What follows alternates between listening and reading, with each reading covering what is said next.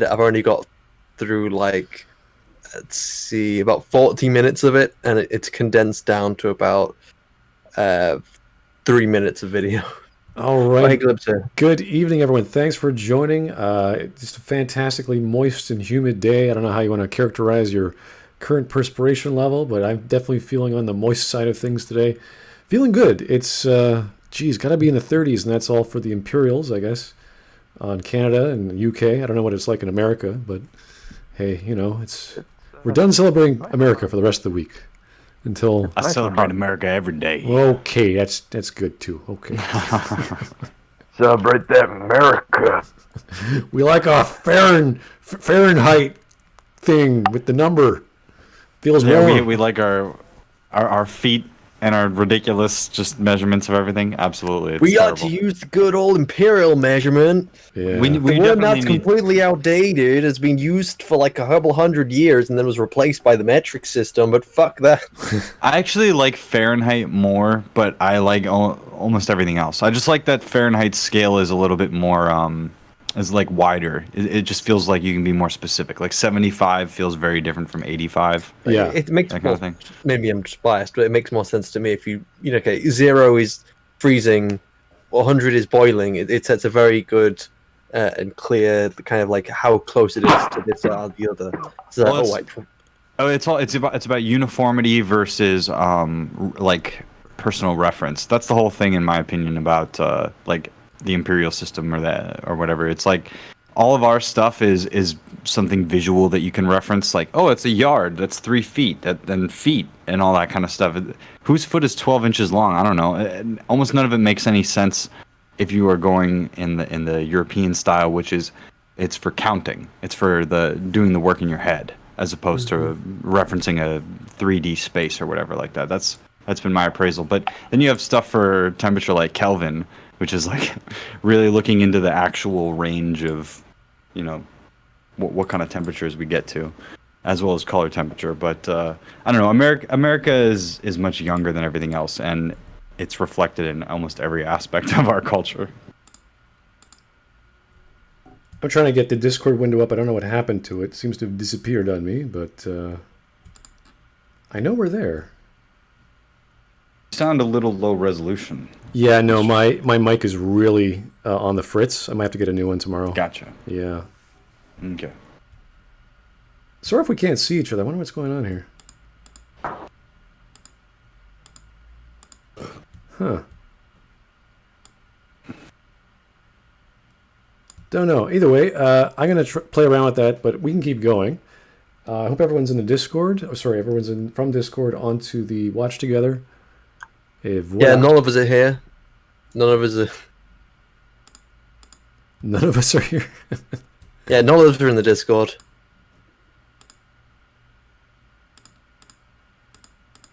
Okay. Yeah, I'm still trying to figure that out. Da, da, da, da, da, da. Just pressing some buttons. Yeah, it's not popping up for some reason. I'm going to play around with that later. We can try again if you guys want me to be properly shown in the Discord. I could restart this because I don't know what happened. How's that, chat? Do you want us to keep going? Do you want us to stop and I'll fix this technical problem? I would hate to have you miss out on everyone's glowing icon when they talk. Very important to have a glowing icon. Exactly. We all know this.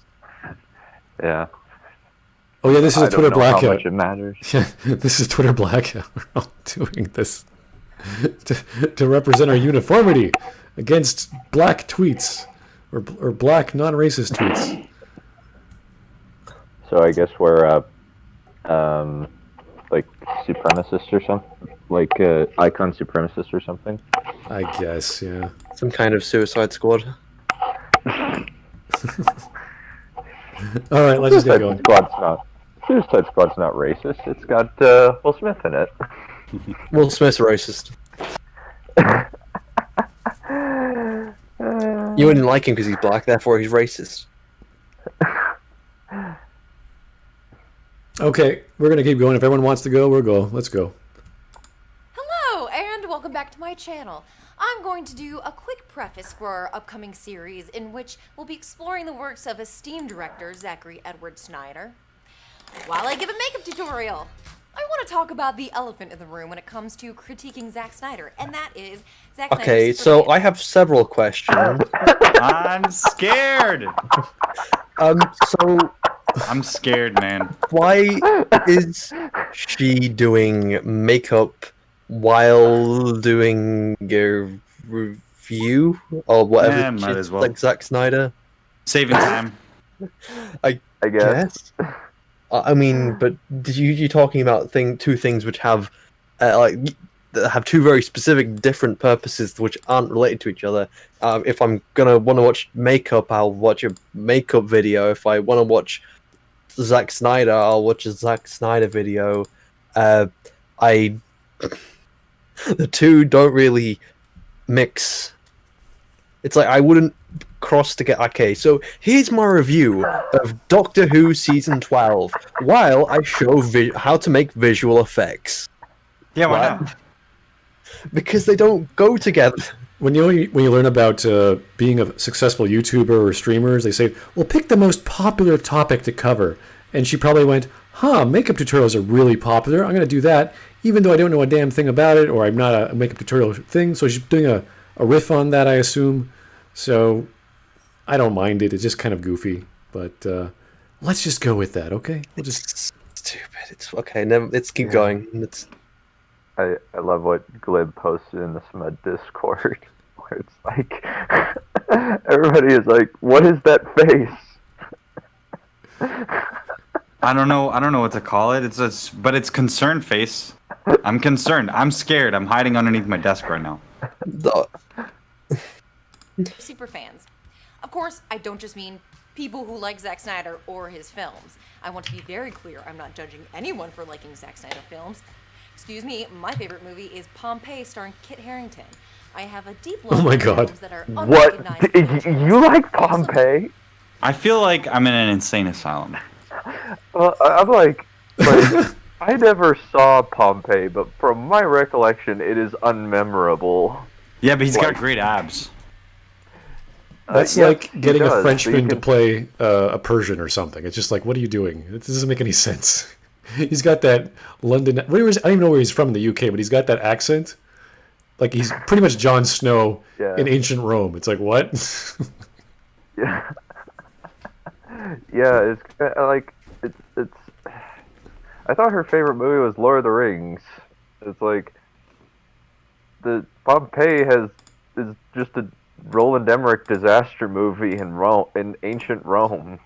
From what I have heard about it, she's admitting that she likes like whatever stuff, and that it's like goofy, which is fine. Her favorite movie. She's being tongue in cheek. Like a lot of people I've noticed. Like remember earlier the whole Jack Saint thing. It was like people using words like genuine, but in the opposite.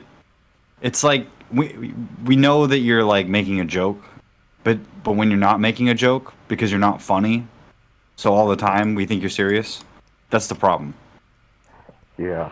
But yeah, I agree. Kit Harington, good abs, man. Oh, holy shit! If I was into that, yeah, it'd be my favorite movie too because I watch movies for the plot.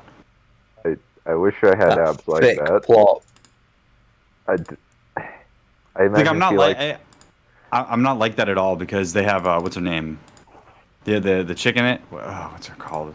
Emily Browning. She's kind of cute, but who cares, right? It's like that's something that I'll never understand. Like I can't watch a movie just for like physically attractive people being in it.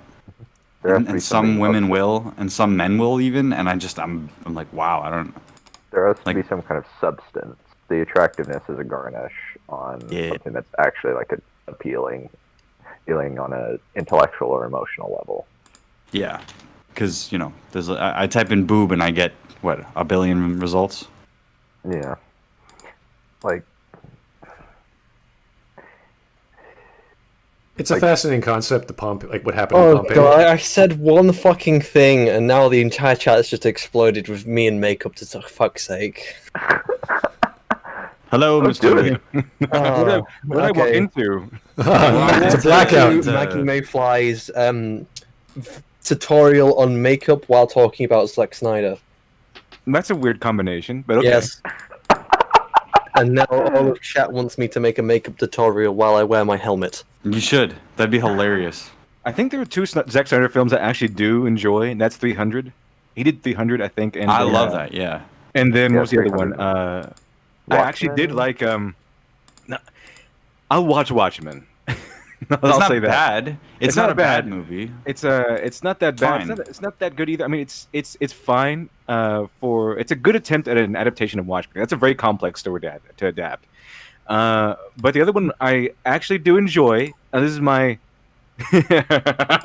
subjective opinion. Oh no! Here it comes. Here comes the bullshit. I did like I like the movie, but I can't remember what it's called. Actually, it's the one Sucker Punch. Sucker Punch. That's it. Sucker Punch. See, I was hoping that you were gonna say the Day of the Dead remake or whatever. No. Or, But or the Guardians of Gahul. He also No. directed that Oh one. God. I did, however, like my personal opinion is that I liked Sucker Punch. I don't know if it's a good movie or Red not. Dev is now cancelled. Everything invalidated. We watch out, Shiny. I'll tag you into the Jack Sane thing. No, fuck no. No. God, no. That was so much fun. Boy did it once. I understand why he did it. I just wish he didn't, because then I got several thousand fucking notifications. And then I got two fuckwits who DM'd me. It's like, Only I don't two? fucking care. Only two? It's like, oh, well, how dare you make accusations? Like, fuck out, I didn't make an accusation. Someone else brought it up, and I asked the fucking question. That's anyway. funny. A man chooses, a simp obeys. Because the commonality between Pompeii and Sucker Punch is that Emily Browning is in it. That's funny. Yeah. So it's all related. It's all coming together. So I don't exactly hate Zack Snyder, no matter what I say, but I didn't like the way he. I didn't like the way he handled Man of Steel. I didn't like the way he handled Batman v Superman. I didn't like those at all. Yeah. He's mediocre is how I would describe Zack Snyder. I would describe him as a talentless hack. Oh, get wrecked, Hack Snyder. What are you gonna do now? What are you going to do now, see? You'll never catch me, Snyder Man. Snyderman does whatever a Snyderman can. All right, I got to read a super chat because I totally forgot about it. And I've been playing around with the OBS, it's just not working, so I'm going to give up on it for the time being. John Lemley, thank you, sir. Fun fact, Will Smith knows his wife's boyfriend. Well, isn't that nice? They all know each other. That's friendly relationships they got there in the Smith At household. least there's that. A nice Yeah. big happy family. Yeah, that's a good story. We need some good stories nowadays to know that everyone's involved and together and loving and kind and they're all getting together and not having a weird, those family get-together parties where they share germs because, gotta watch out for our elderly For that virus. that's virus come up in thing. Gotta watch out. Gotta be careful with that. Like a guys. Corona Hune. Yes, we are technically blacking out for the Will Smith family. That's oh boy. All because of Corona. 35 seconds in. We're doing well. By horribly problematic filmmakers like Oh. The Stupid starring Tom Arnold.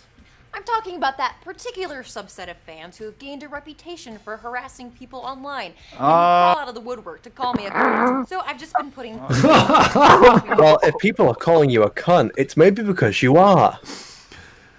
If anyone called- Jesus. They go with this harassment narrative, like,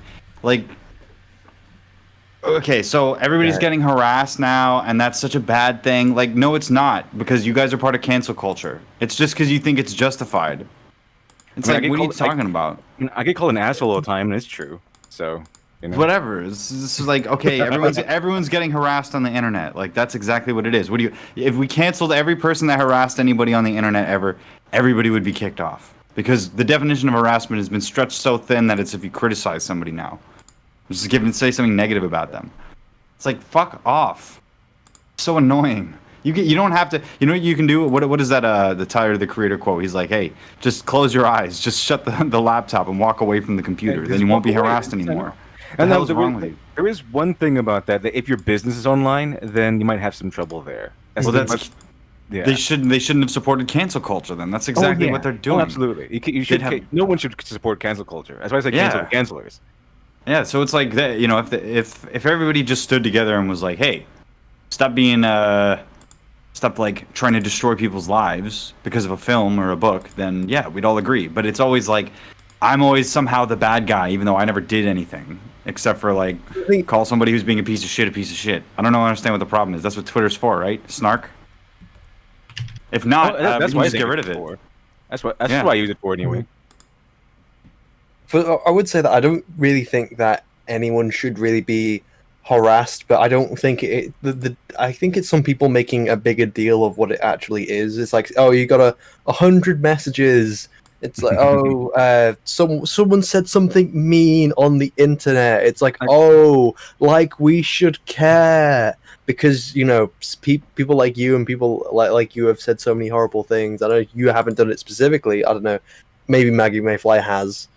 No, harassment is actually something different than what they claim it to be. Ryan Johnson, like specifically, I'm more thinking of him where he says, "Oh, people harassing me." It's like you can't throw shit at fans. You can't call fans out and then say, "Oh, they're harassing me." You can't. Alicia Keys can't say, "Oh, well, all gamers are toxic," and when they go up to her and say, "Oh, well, gamers aren't toxic," you know, you're just lying out your fucking ass. Then she's, "Oh, they're harassing me." It's like, no, people being mean on the internet is nothing new. You could go almost anywhere and some fuckwit's going to be mean to you. And so what? It doesn't mean anything. I understand, like, sometimes if a lot of people are saying mean things, sure, it can put you in a bad mood, but then guess what? You have a healthy life where you're not... You know, you have a healthy life where you're not focusing your entire life on the internet. You should have friends who you can go and talk to and have fun with. You should have things that you're doing outside of the house, or hell, even in your house. That's too much work. It's like, no, I live online. The people that it's affecting most, I think, just don't know how to put down, you know, walk away. Don't know how to say, look, this actually means nothing. Don't look. Give it power. Everybody just needs to understand that you're going to get a measure of. Yeah. It's like parts per billion of it. Once you get a certain amount of followers, once you get a certain amount of attention, you're going to attract people that are going to be sending you death threats, without a doubt. It just always happens to everybody. It's like, what can you do? Nobody on any side of any of these issues is like, yeah, that's a good thing. We fully support you getting death threats because we're just terrible people. No, who does that? But it's like you get a couple of death threats, and then all of a sudden, it's like, oh, you over there, you're responsible. It's like, wait, what? You ruined Star Wars. Yeah, I didn't fucking do anything. Like, you're responsible for harassment of these people. It's like, I haven't done anything. I have not encouraged it. In fact, we have done the opposite, and you're blaming me.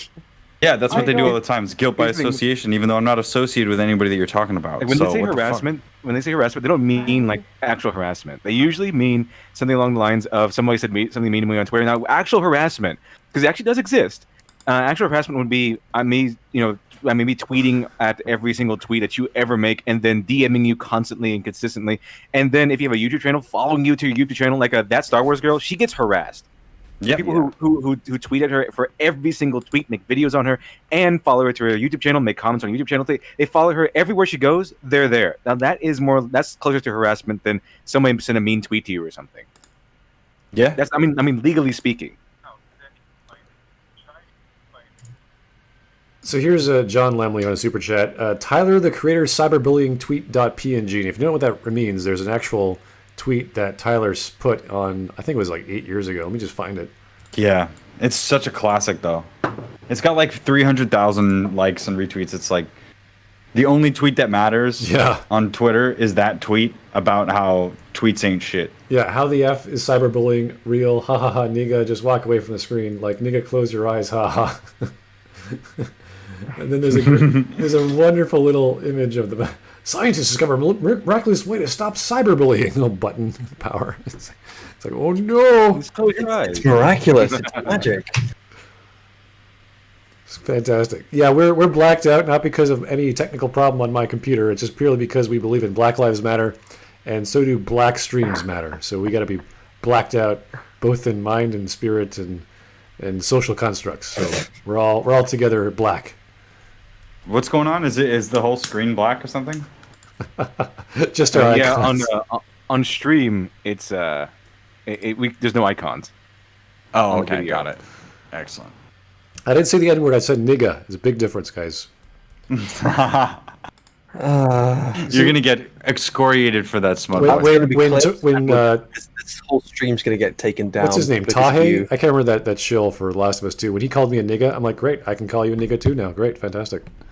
We're Well, speaking. you know, I'm safe because according to AOC, I'm black. So this is just going to continually get worse for us. So let's keep moving because this is the speech police coming for us, and they're loaded with grammar Nazi cannons or whatever.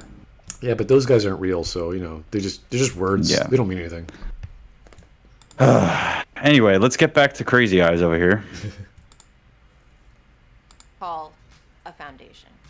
Now, notice how she was hopefully cleaning her face before applying the foundation, because usually the foundation is exactly that. You start with the foundation, and then you actually apply the rest of it. Just go. We don't care about fucking makeup. Why she goes through makeup, no I one would knows. like to inform our audience how makeup works. Okay, Shiny?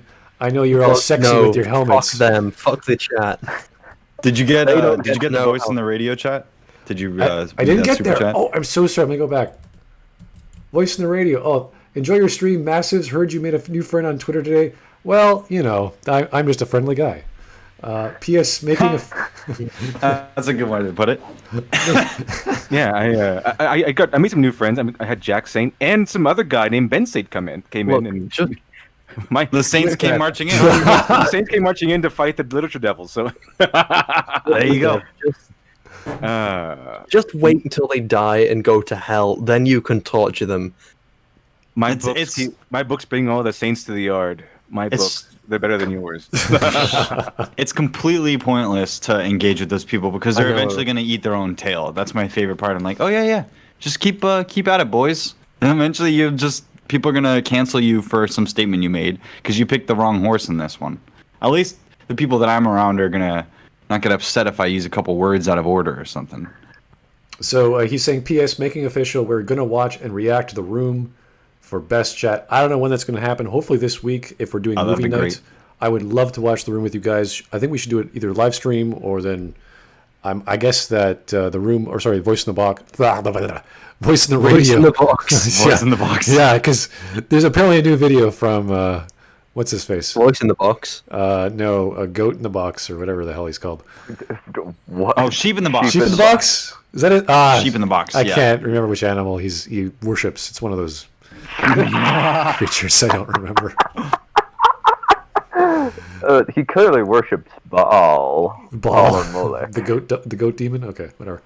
So yeah, no, I'd be happy to do it with voice in the radio, and if we wanted to do it live, we'll ask him. If not, because he's more than happy to record it, and then we could have him do it later and put it on his site. I will be there. I will be there.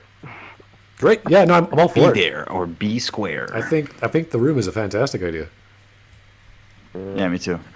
Okay, one more super chat from John. Thank you, John. Being Native American, so you can claim oppression, get reparations. That's true. In Canada, you could also get artillery pieces if you want, and have people ignore. What? Yeah, you can buy a tank. It's amazing, and have people ignore that your ancestors owned slaves. Yeah, that's true. You got Absolutely bizarre. Native American pass. You get to argue that your ancestors owned slaves. This is what I don't get about this whole argument about reparations. Weren't the Native American tribes? Weren't they warring with each other in the first place? Yeah, but people That is forget. That's objectively true. Yes. People forget history because it's not convenient. That's what I've noticed. I mean, we went. Also, certain tribes were absolutely god awful and the worst. Like some were downright horrific, and others were completely peaceful and pacifistic. Yeah, there actually were tribes which kept slaves. Well, here's the thing: is that nobody that claims these things, like you're living on stolen Indian land, they never leave the country they're from. They stay on it and keep stealing it. Yeah. So I'm like, okay, well then I guess it's okay then, isn't it? I get that my grandpa's evil because he stole this thing from a foreign country. Well, give it back. No, it's valuable. Okay, sure. I'll put it You're this way. evil because some great ancestor of yours may have done something that you don't know if they did specifically, but someone somewhere benefited from it. Now, when we watch The Room, are we also going to watch Disaster Artist also? Because those go together. Like, Nah, I'll pass on Disaster Artist. Oh, come on. You can't take Disaster Artist. Nah, I don't like James Franco. Oh, okay. Well, that makes sense. Yeah, I'm not into him. He does a really good job, though. Yeah. But that's okay. We'll keep going. Last week, I got to meet some of these wonderful Snyder fans after I tweeted a very sassy comment about the blatant 9/11 era Islamophobia in the opening sequence of Snyder's 2004 Donna the Dead. And at first, What is she doing? You silly girl, you opened a can of worms and now you're mad that the worms are all over the yard. But what really struck me was that I realized this type of Zack Snyder fan doesn't actually seem to respect Zack Snyder as a filmmaker. This is like watching somebody in a mental home staring at a mirror and doing like a show. Which is actually made by combining two colors that, when used together, create more meaning than This is when creeping me out, used guys. alone. When I do a film analysis, I use this product, which is called a close reading. According to the Harvard College Writing Center, What? I already want to get my alcohol. I'm already out. first, She has you read beautiful text eyes, or, though. in our case, Incredibly movie beautiful. With a pencil in hand, annotating I it. don't Second, you care read enough more right now. comments on things that you've noticed, I'm more such as confused. repetitions, contradictions. I'm just. It's just going out one ear. It's all just visual nonsense and going out one ear and going in the other, and I don't know what the hell's going on. We went from, It really does feel like that. I'm not. I'm hearing things, and the words probably do make sense, but I'm confused. Yeah, Valentine Ward, don't objectify her with your compliments, Glib. No, that's just facts, man. Those are hate facts. My male gaze is honing in on the only thing that's keeping my attention. You know, the word eyeball is Because just a everything else is social- hurting my brain. It's going by at the speed of a Movie Bob episode without the editing, and I feel like I'm slowly. You know what it's like? You know those dolly zooms where you have the, like in Jaws, when the character's realizing something crazy is going on, so the world seems to get smaller, but the character stays the same size, and you're like, oh my god, where am I? What's going on? Where am I? I feel like I'm in some sort of therapy session, and this person's just like, yeah, so then Zack Snyder, and I don't think that their fans really understand them, respect them as a filmmaker, and then just putting on the makeup, and I'm like, man, this is like a manic episode, but it's sponsored by YouTube, sponsored by Skillshare, so I feel like I'm going crazy, yeah, absolutely.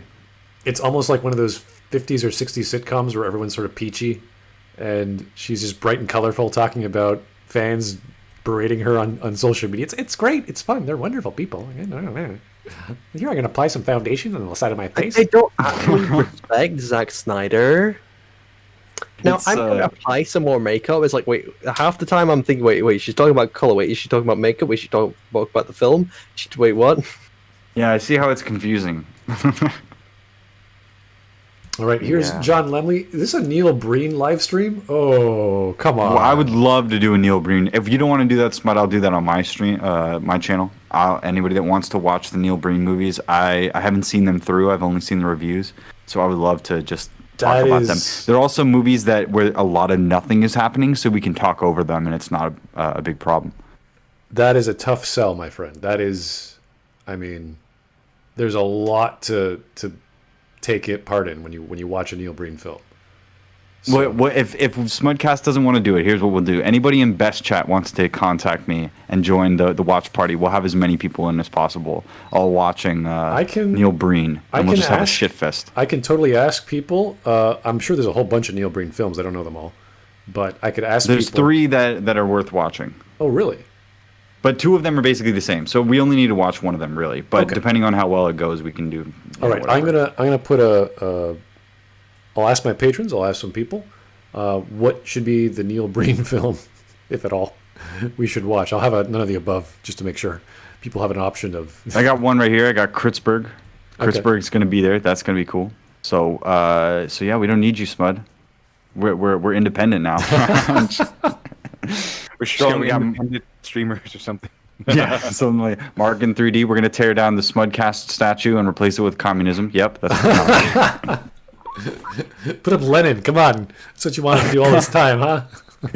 yeah. The Smudcast is a social construct. Anyway. Buh, buh, buh, buh. It's all in my head, okay.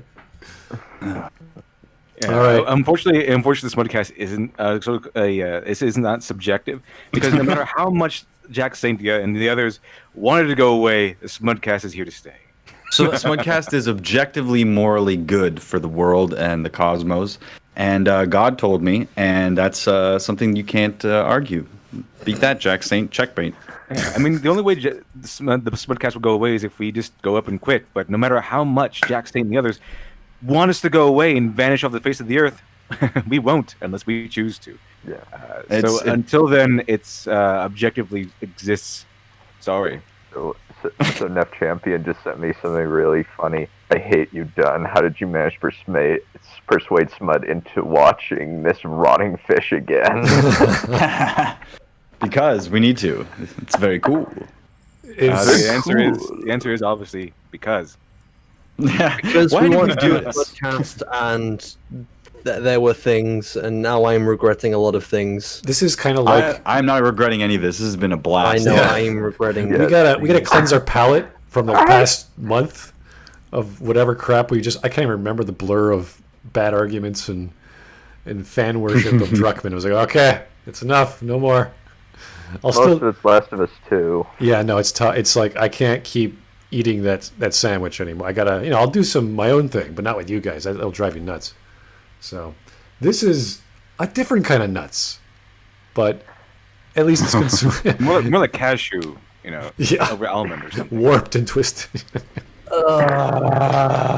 Can't get why anyone would think that. I'm just. And this is Why only would for- anyone be smashing their head against their desk, wishing they had more alcohol on them? Why would they do that? You should get some alcohol. You know, it's funny. I haven't had a drink in like 2 months. I quit drinking alcohol. And, Wow. Why? I don't know. I buy feel much beer on more, sale and buy like cases and cases, and I'm like I'll drinking be honest, constantly. I started sleeping a lot better when they started drinking alcohol again. It's true. Yeah. And this is only the prologue. Yeah, let's move. All right. Let's move, team. 3 super Roll for chats, initiative. and we'll get going. Changas Khan, I did not hit her. It's not true. It's bull. I did not hit her. I did not. Oh, hi, Mark. Yeah, okay, we know that one. Thanks for the classic.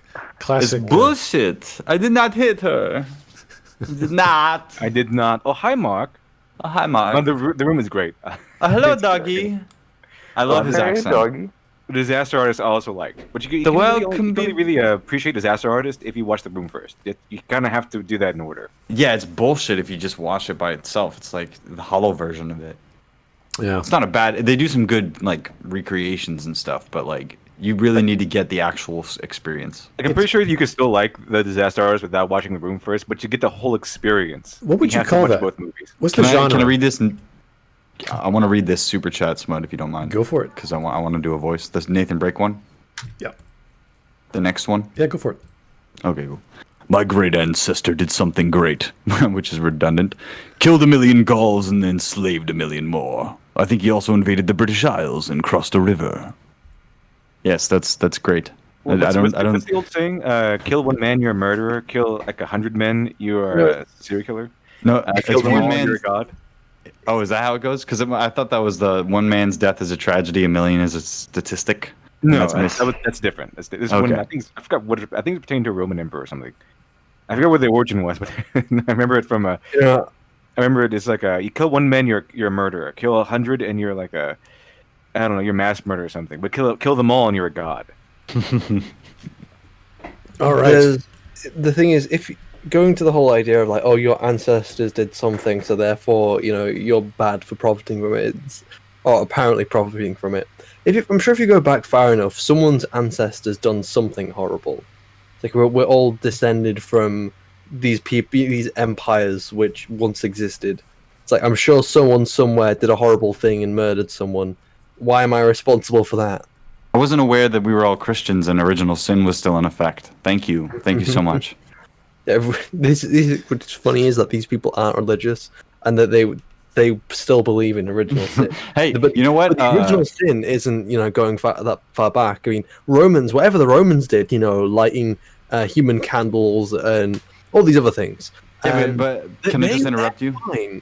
But when it comes to America, well, you see, bad things happened when America was founded. Therefore, you're all responsible for it. Hey, British guy, you were responsible for that as well. Despite your ancestors never leaving to go to America and causing all those horrific things. Most people don't even know what their ancestors did because they have no connection with their families. Like that's what I've noticed is that if somebody wants to tell me that I should take responsibility for the crimes or whatever of my ancestors, I'd be like, ooh, a free ancestry history. Please tell me more about my ancestors. What were their names? Do you even know? Do you know where they're from? Do you know anything about me at all? No, you don't. So shut up. Okay, to clarify, that one quote it's called "Kill one man, you're a murderer. Kill millions of men, you're a conqueror. Kill them all, and you're a god." It's by Gene Roston. There you go. Yeah, that's how it went. I looked it up. I couldn't remember the exact quote. That's a very unique quote. Yeah, I don't think I would ever remember something like that. Jeez, is that from a movie or is that just something he said? It's just some. It's just a guy. I think he was a biologist or something. Oh, Jesus. Okay, that's an interesting way of putting it. Huh. Okay, let's keep going. John Lemley, Fateful Findings. I believe that's a Neil Breen film. Yes, okay. That's one of them. That's one choice. Okay, good. Here's one from Tyler Preston. Shiny, I think I found your evil twin brother called Chud Logic. Sent a link to one of his videos in your Discord, Smud. Well, thank you very much. Yeah, I love this one. This one's about fandom menace YouTuber Midnight's Edge, very concerned with sexuality of fictional character. Oh, so it's like you're talking about, like, are they a clone? Do they also dress up as a clone?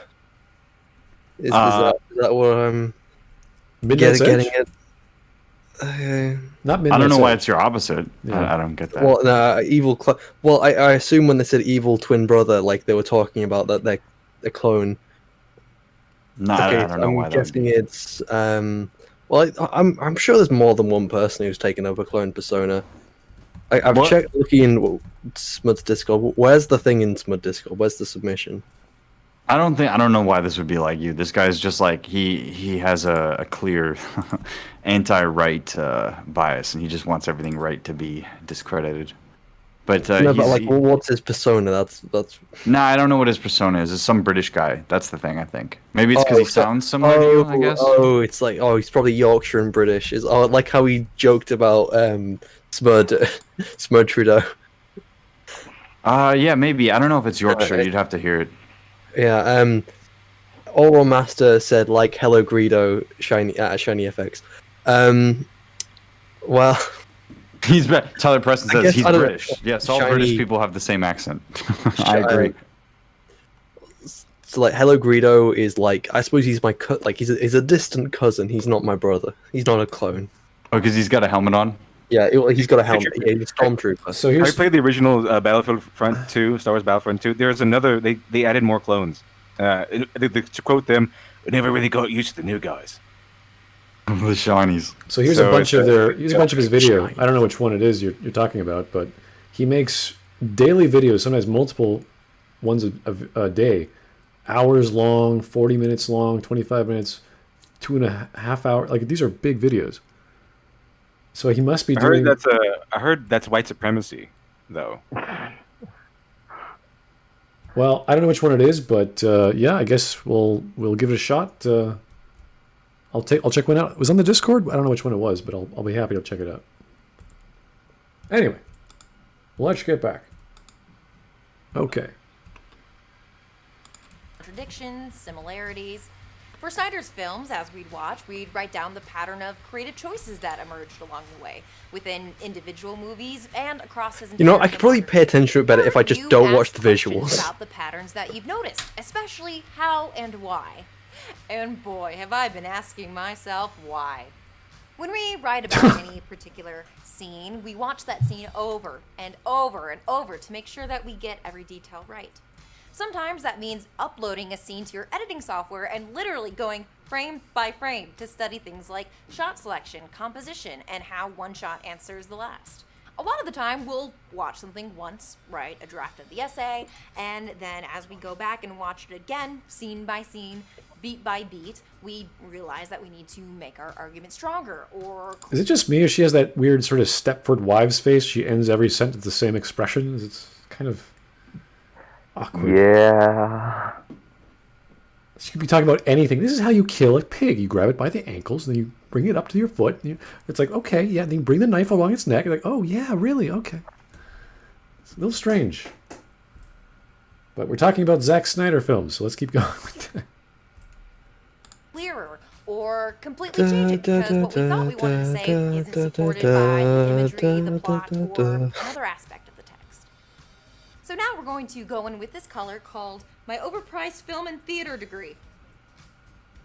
This is a very expensive palette. Was that supposed to be a joke? Story time about the time that I tweeted about the Islamophobic imagery in Zack Snyder's Dawn of the Dead.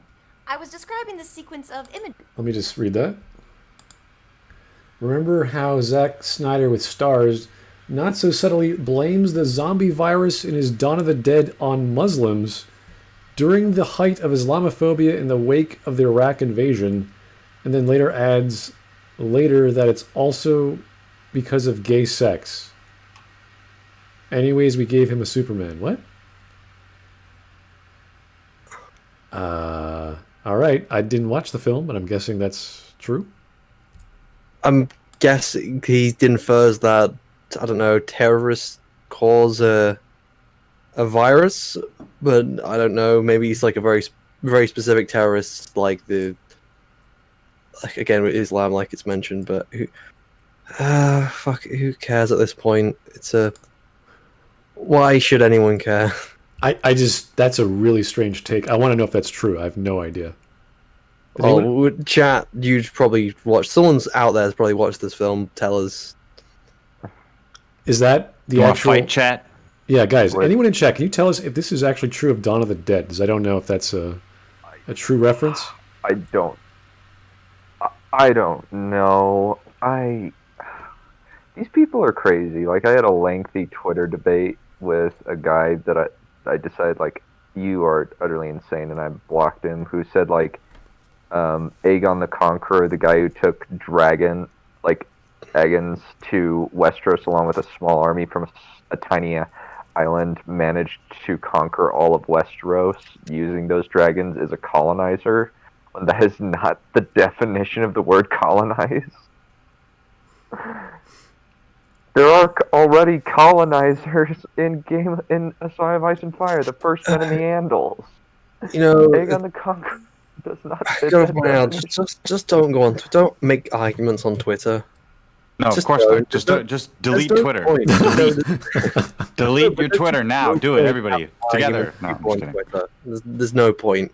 I don't know. I think we need to enjoy. And Smut, especially don't at me when you're having an argument with someone, because you know what happens if you at me when you're in an argument with someone? I get mentioned in every other fucking reply. Where does this not so subtly blames the zombie virus in the on Muslims? What are you talking about? Where is that? And where is that in the script? Because he didn't write the script. James Gunn wrote the script for that movie. Islamic part is one clip of them praying in the opening scene of the film. Okay, so if that's true, what about the people in the mosque though? Where does it say that the zombie virus comes from them? I don't think anyone knows.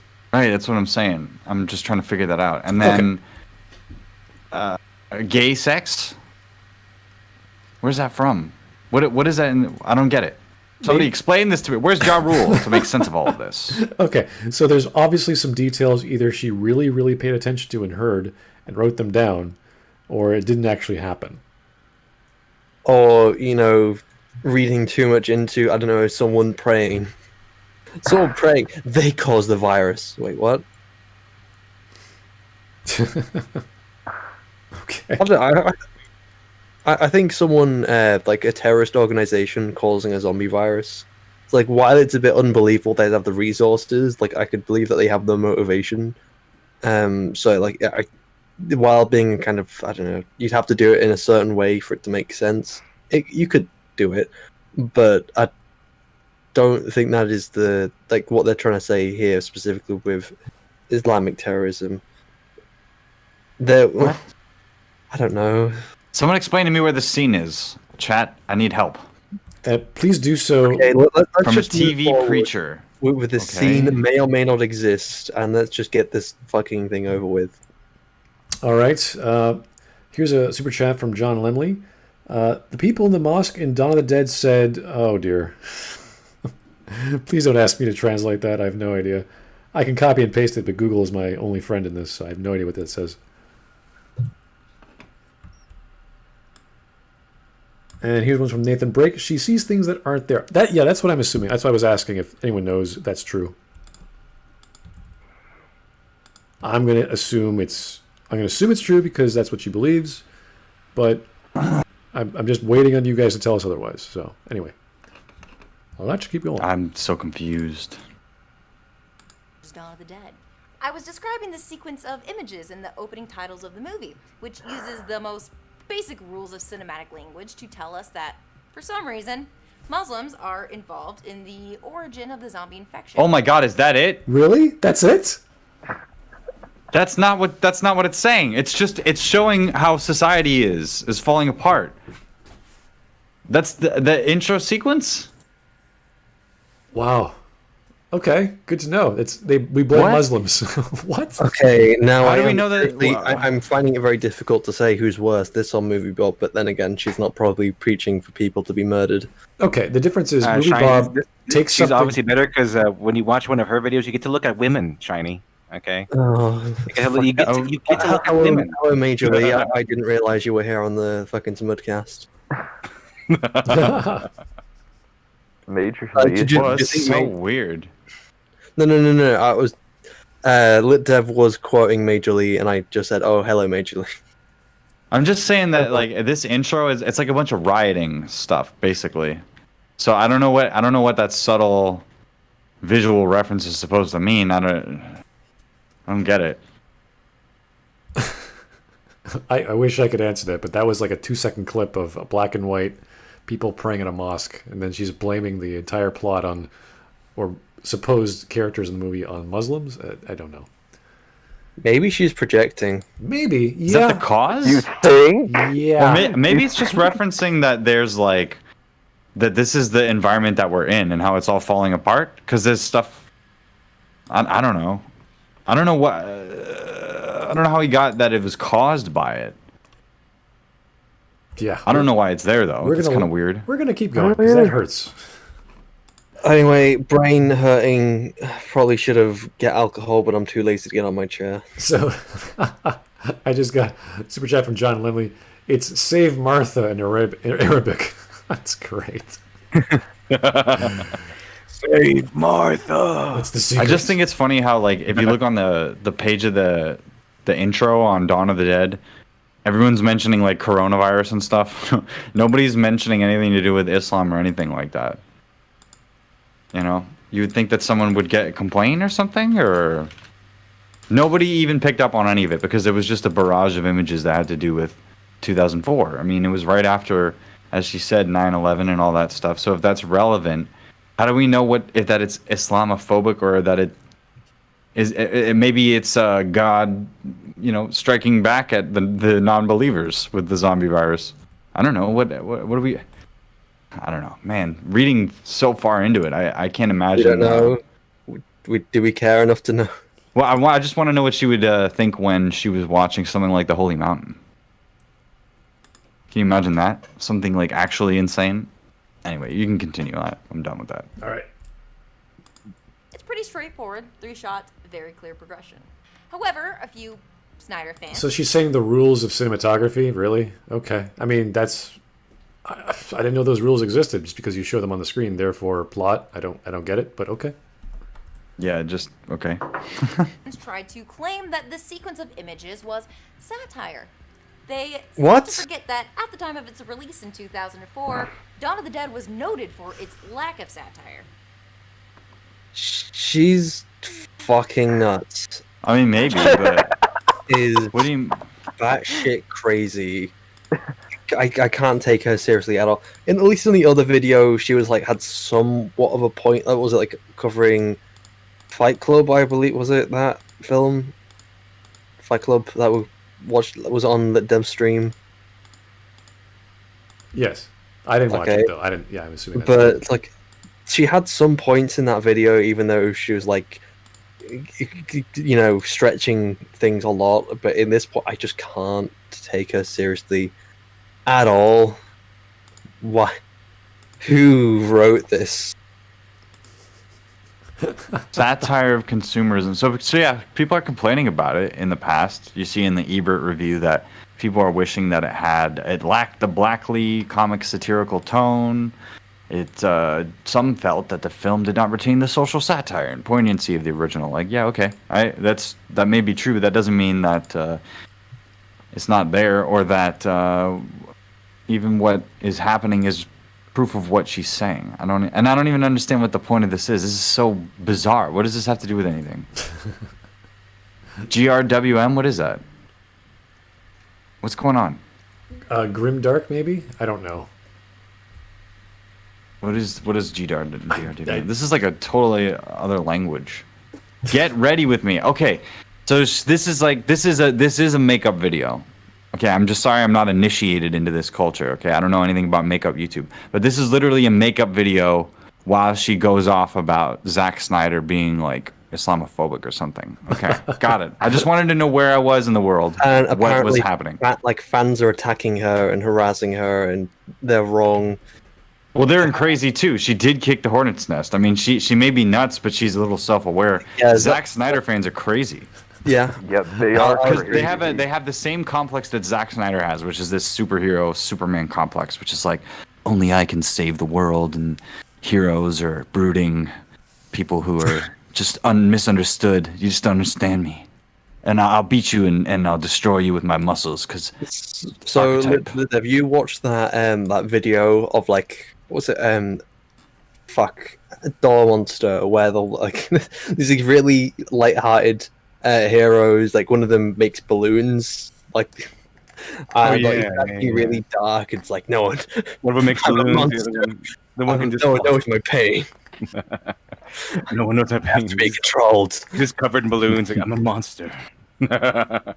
should do a get ready with me, and it's just putting on clown makeup as you make worst take after worst take. I am insulted. You didn't wait for everyone else to watch that. You watched it with your special guest, and now I'm incredibly offended. Oh, how else do you treat a special guest? You know, other than special. I just love the fact that CW Trixie in chat says, "I miss Wit and Folly." Oh, That is, like if to miss Wit and Folly. You know, I'm gonna be very honest here. I would prefer to. I'm gonna fucking regret my words at some point if we ever do watch a Wit and Folly video again. But I would prefer to watch a Wit and Folly video over this. I would prefer to be wondering who died and who killed them more than who died, why they killed them, who killed them. The entire video and not getting an answer than this. That was a reference to the Wit and Folly title change of various. I don't know how many times he changed the title about Kylo Ren. Was it? That was the very first video I was on the fucking Smudcast. That was I'm not the one that says, you know, we should go back to Wit and Folly, because Wit and Folly puts a lot of work in her videos. And she's Why actually read. do we talk about this? She's actually read. I believe so. She actually read the hero's journey. She's actually read She literally said she read about a couple, like a part of the book, and then she felt like she was able to, like, yeah, she said she only was able to read half of it, and then she spent an entire video talking about things to do with I'm already forgetting the person who wrote that book. Who is it? Joseph Campbell. Joseph Campbell, yeah, did an entire video of not like just about random things. Like, did you know Joseph Campbell, blah blah blah, almost talking and like he's Jordan Peterson. It's like he's all about self-discovery and self-betterment, and it's like that's not what he's known for. But sure, What he's known for in my heart. And then he's like, oh, well, this, that, and the other. And it's like, yeah, that's a stretch. Like, he said something else, and you've just taken something completely different out of his words. And it's like, well, I haven't read the entire book, but I think I've got the basic understanding. Then you shouldn't be doing a thing about Joseph Campbell, then, should you? You shouldn't be talking about his work for Hero Thousand Faces if you haven't finished it. And I haven't read the damn thing because, you know, I'm not. Because you're uneducated.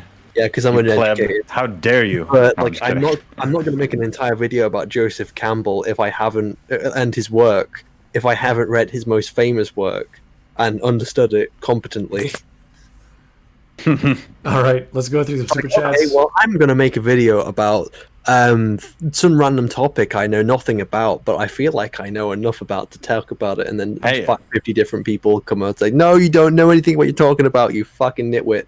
Look, man, it wouldn't be a YouTube video if the person didn't know what they were talking about. This is true, sadly. Huh.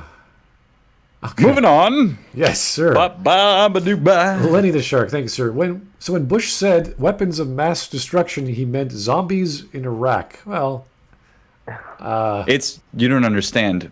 If you put in the beginning of the movie a picture, anything at all, video of anything, that's the cause of whatever the initial incident is. Because reasons. because that's the cinematography general- rules.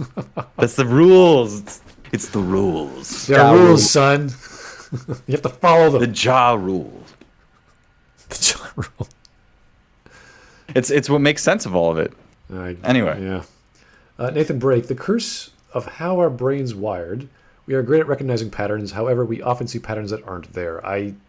If you use a montage of some sort in the beginning of a film and you mean that is the cause of the film, I don't know what to say. I just don't.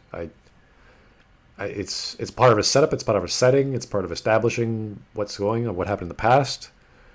But beyond that, you can't derive so much meaning from a few 2-second black and white clips of people praying and people's mouths opened. It's just not.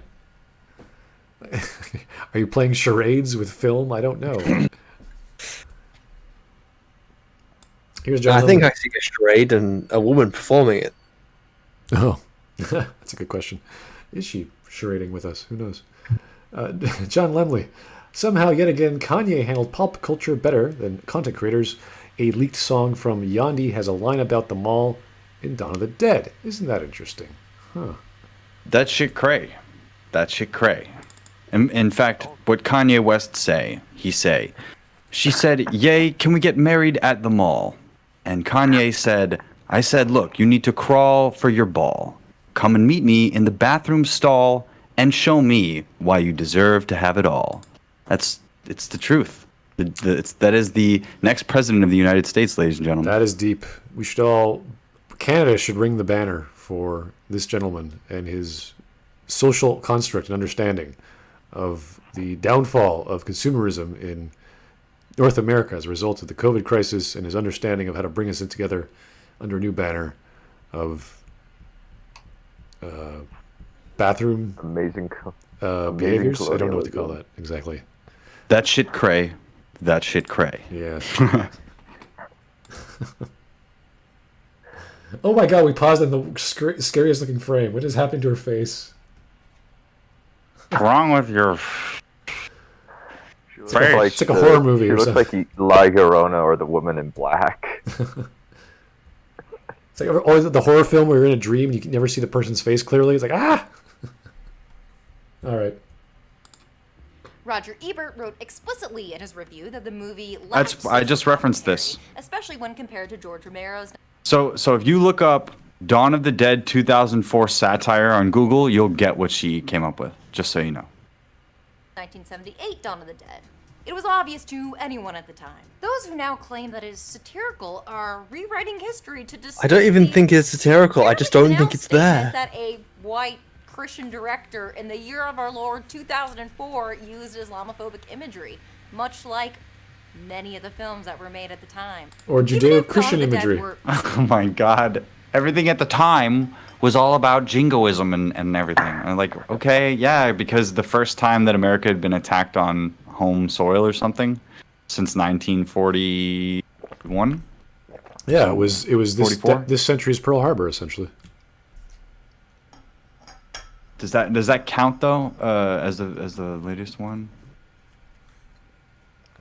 I guess. Yeah. Aside from martial conflicts, I don't know. My brain is shorting out right now from listening to all of this. Sorry. Yeah, because she's insane. She is insane. Yeah, it's hard to digest. I'm just like, all right. Yeah, 1941. I was going crazy for a second there. I was like, wait a minute, what? No, I don't think it was you. I think it was the video that was making you go crazy. Yeah, no, I was losing my mind there for a second. Anyway, we can continue because I'm still losing my mind. Is this video all about just Zack Snyder's use of prologues, or is this a prologue of Zack Snyder stuff? No, it's a prologue of a long-running Zack Snyder series that she's doing. Oh, she's going to do a series on Zack Snyder. Okay. Yeah, I know he did a very nice prologue in 300.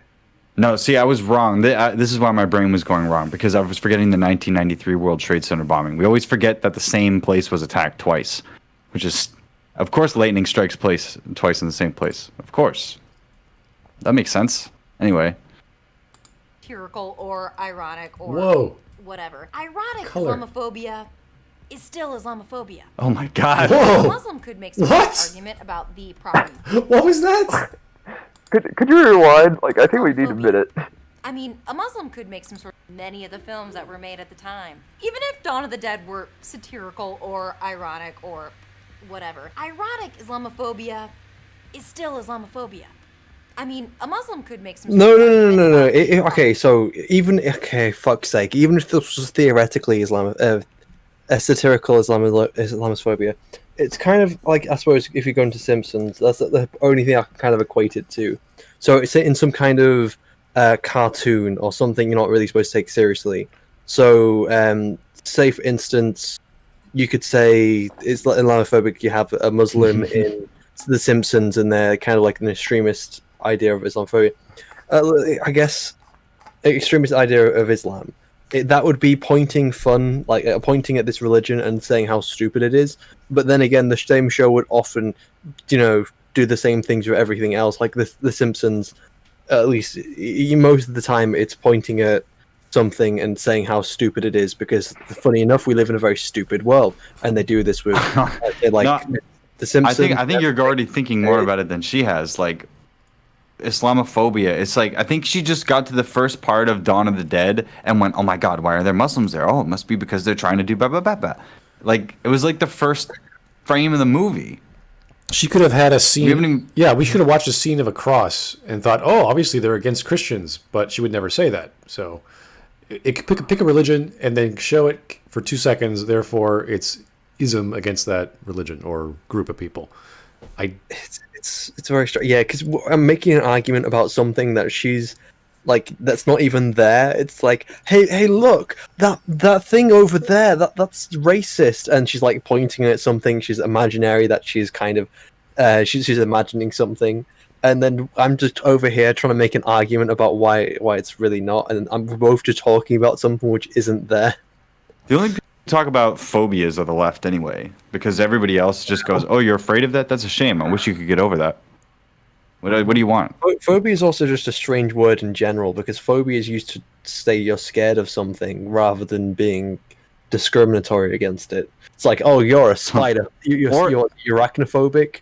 Oh, so what? You're discriminating against spiders now? He definitely. It was because of 9/11, bro. Let's move on, because 9/11. Let's move on. Why are we watching this? I can't believe it. Who recommended this? I will find who. You want to know who? Oh, it's easy. You're about to get marmited. Oh, I recommended this. All right, Dunn, you're gonna get the marmite. That's it. Done.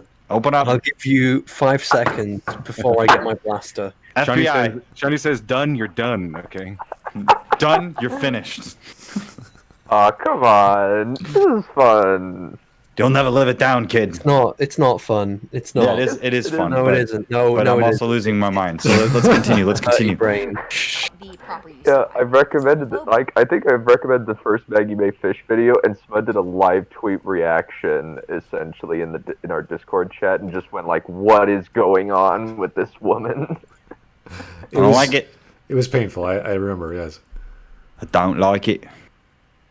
But Zack Snyder is probably the last person who should feel like they have free reign to satirize the pain and oppression of people that he does not identify with. Some people. Oh my god.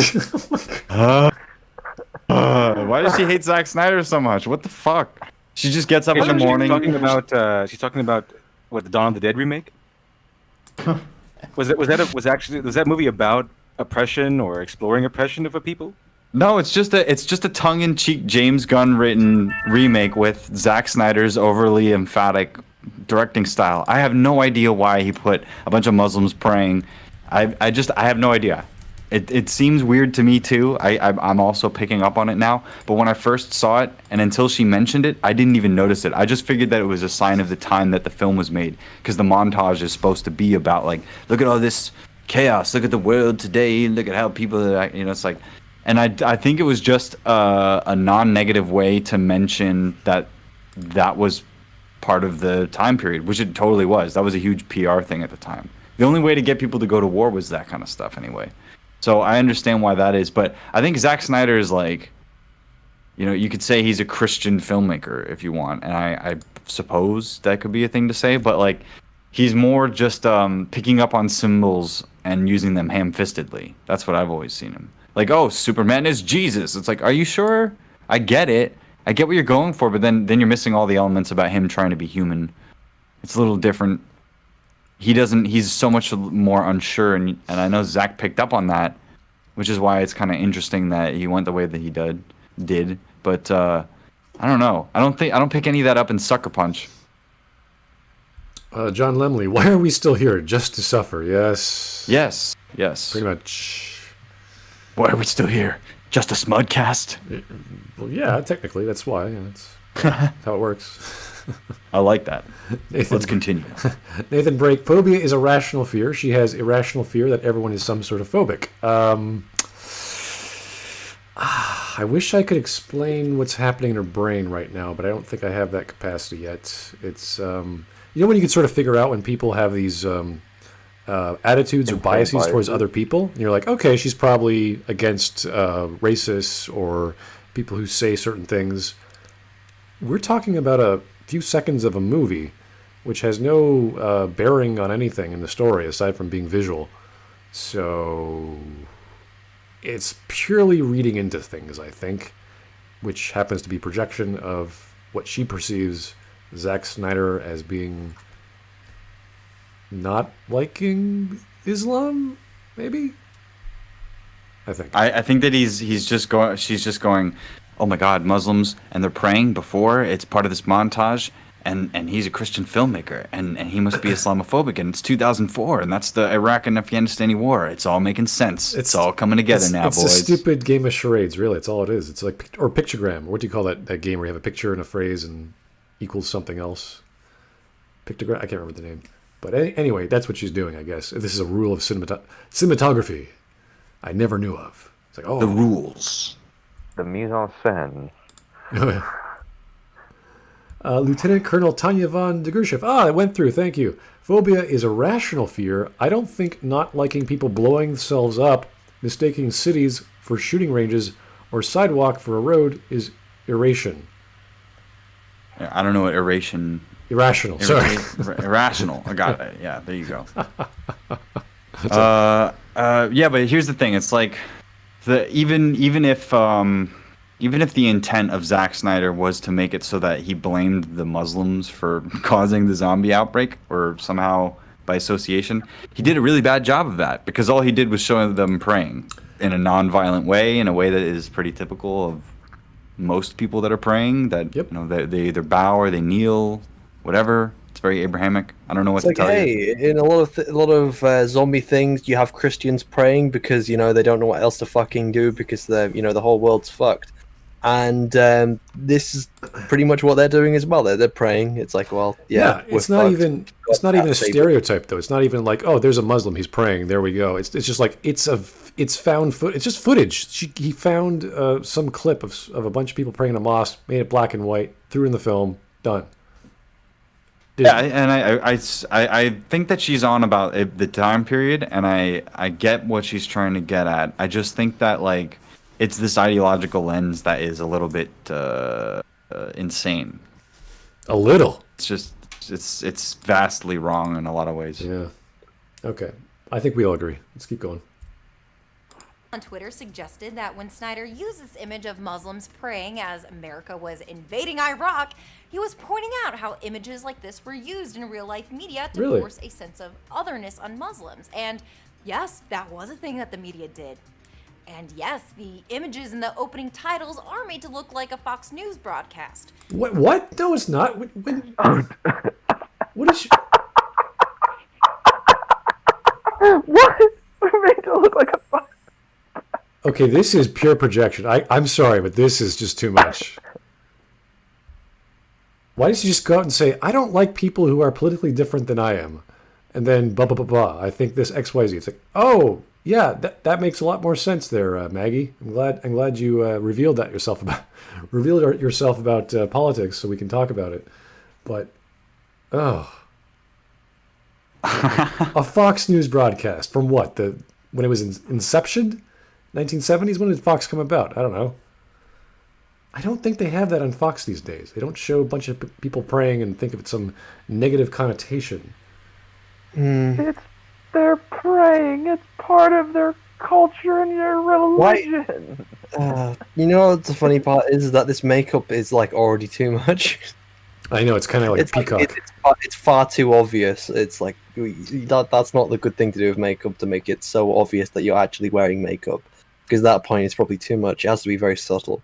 I'm kind of curious. I'm not fuck. I'm not going to keep my mouth shut before chat says anything. If there was another religion, I mean, there's all sorts of religions we can choose, but if they were like, I don't know, like Buddhist monks meditating, or I don't know, the Amish going about their lives, like would they also be implying? Or because we usually associate Arabics with terrorists, therefore Islamics or Islamophobia.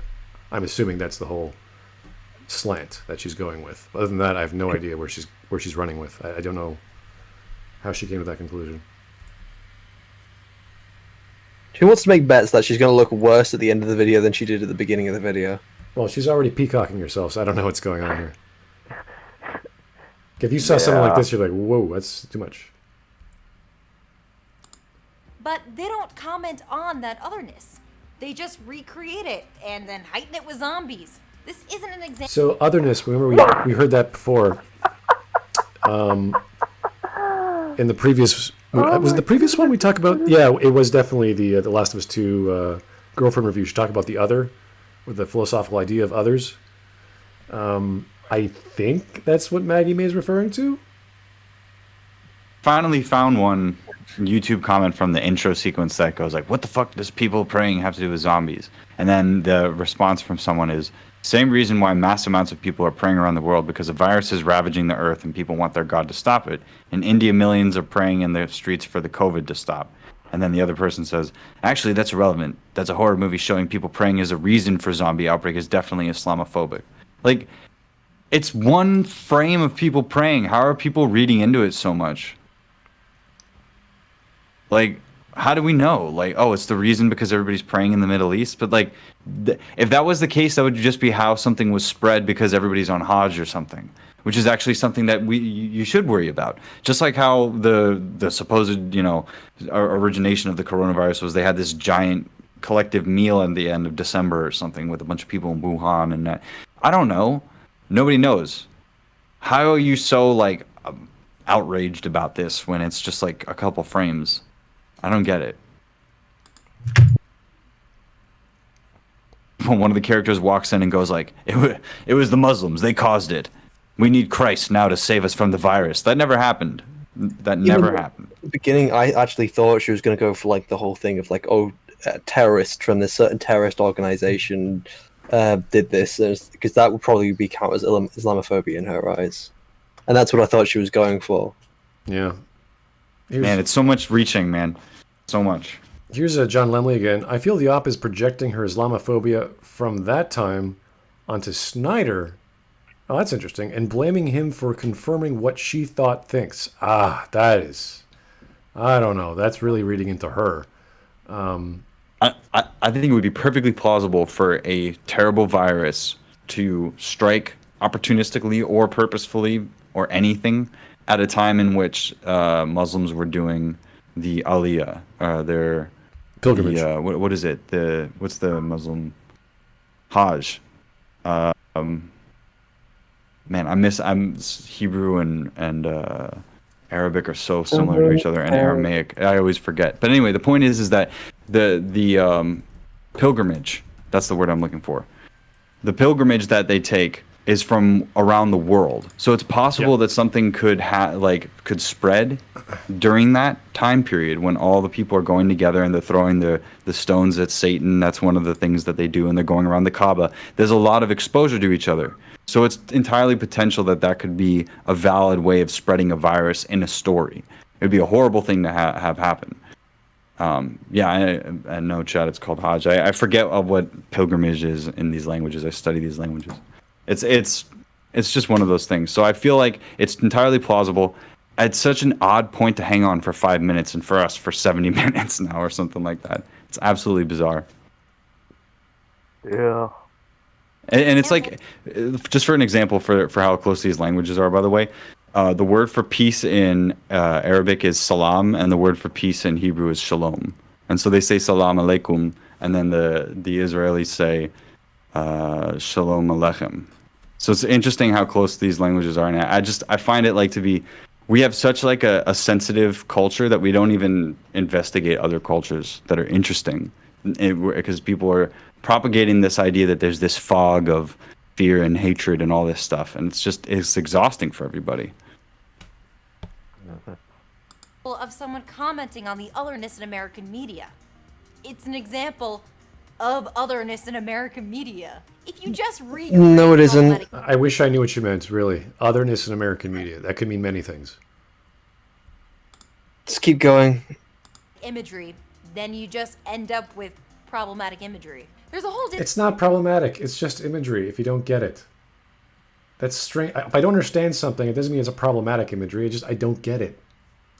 A bunch of scenes on a screen. Nope, didn't understand it. Sorry. You have to actually be insulted by something. You have to comprehend what's going on. You have to interpret it. You can't just go, what was that? A microbe? Was that a microscope? What was that? What were we looking at? I have no idea. Keep going. It's like, okay. What a strange thing to say. Bunch of people praying. Yeah, a bunch of people praying. That's it. Discourse now about how this particular color grading was used in films to other the Middle East. And Snyder wasn't commenting on that look. He's actually one of the biggest examples of a director who exploited that look. But filmmakers are now acknowledging the problematic nature of these types of movies and imagery. And those creating art have a real responsibility to see how their choices carry implicit bias. Such as? Oh my Moving down to the goodness. color grading. Okay, so right now I'm using this blush, which is called If You Actually Spoke Out Against the Iraq War around 2004, like the Dixie Chicks, your career was ruined, you were called unpatriotic, and you were blacklisted for protesting the violence that eventually claimed so many civilian That's not even lives true. that it's grotesque. Where things got really spicy in that Twitter thread is when people started throwing the word Islamophobic back at me. These Snyder stands said that I was Islamophobic for interpreting those images as Islamophobic. Ooh. It is a classic "No, you are" troll. One guy even quote tweeted me saying that I was totally wrong because he's a Muslim who likes Snyder. He linked me to an article to prove that I was That's wrong pretty about funny. Donna the Dead. The article was a 2017 personal essay on Snyder's Superman movies. And it doesn't mention Dawn of the Dead once. Yeah, but how is that like? How is there it was different from you? Your entire YouTube channel is a personal essay. Yeah. But the thing is, I would say we don't know. We haven't seen this, but I would believe that this person had some reason to believe this had some kind of evidence in there which helped his argument. Sure, but it's... I do think it's just having these arguments with these people, and it's so stupid. We will take down. We will get the white lady who puts on the makeup. Voila. It's like you got to the point where it's like you get this apparent Muslim and says, look, this isn't Islamophobic. It's you're pulling at straws here. This isn't what they're saying. And I don't know. She's either saying no, you're not Muslim, or it's like no, she's woman-splaining. Or also no, Valentine Ward said it better. She's white-splaining to this Muslim.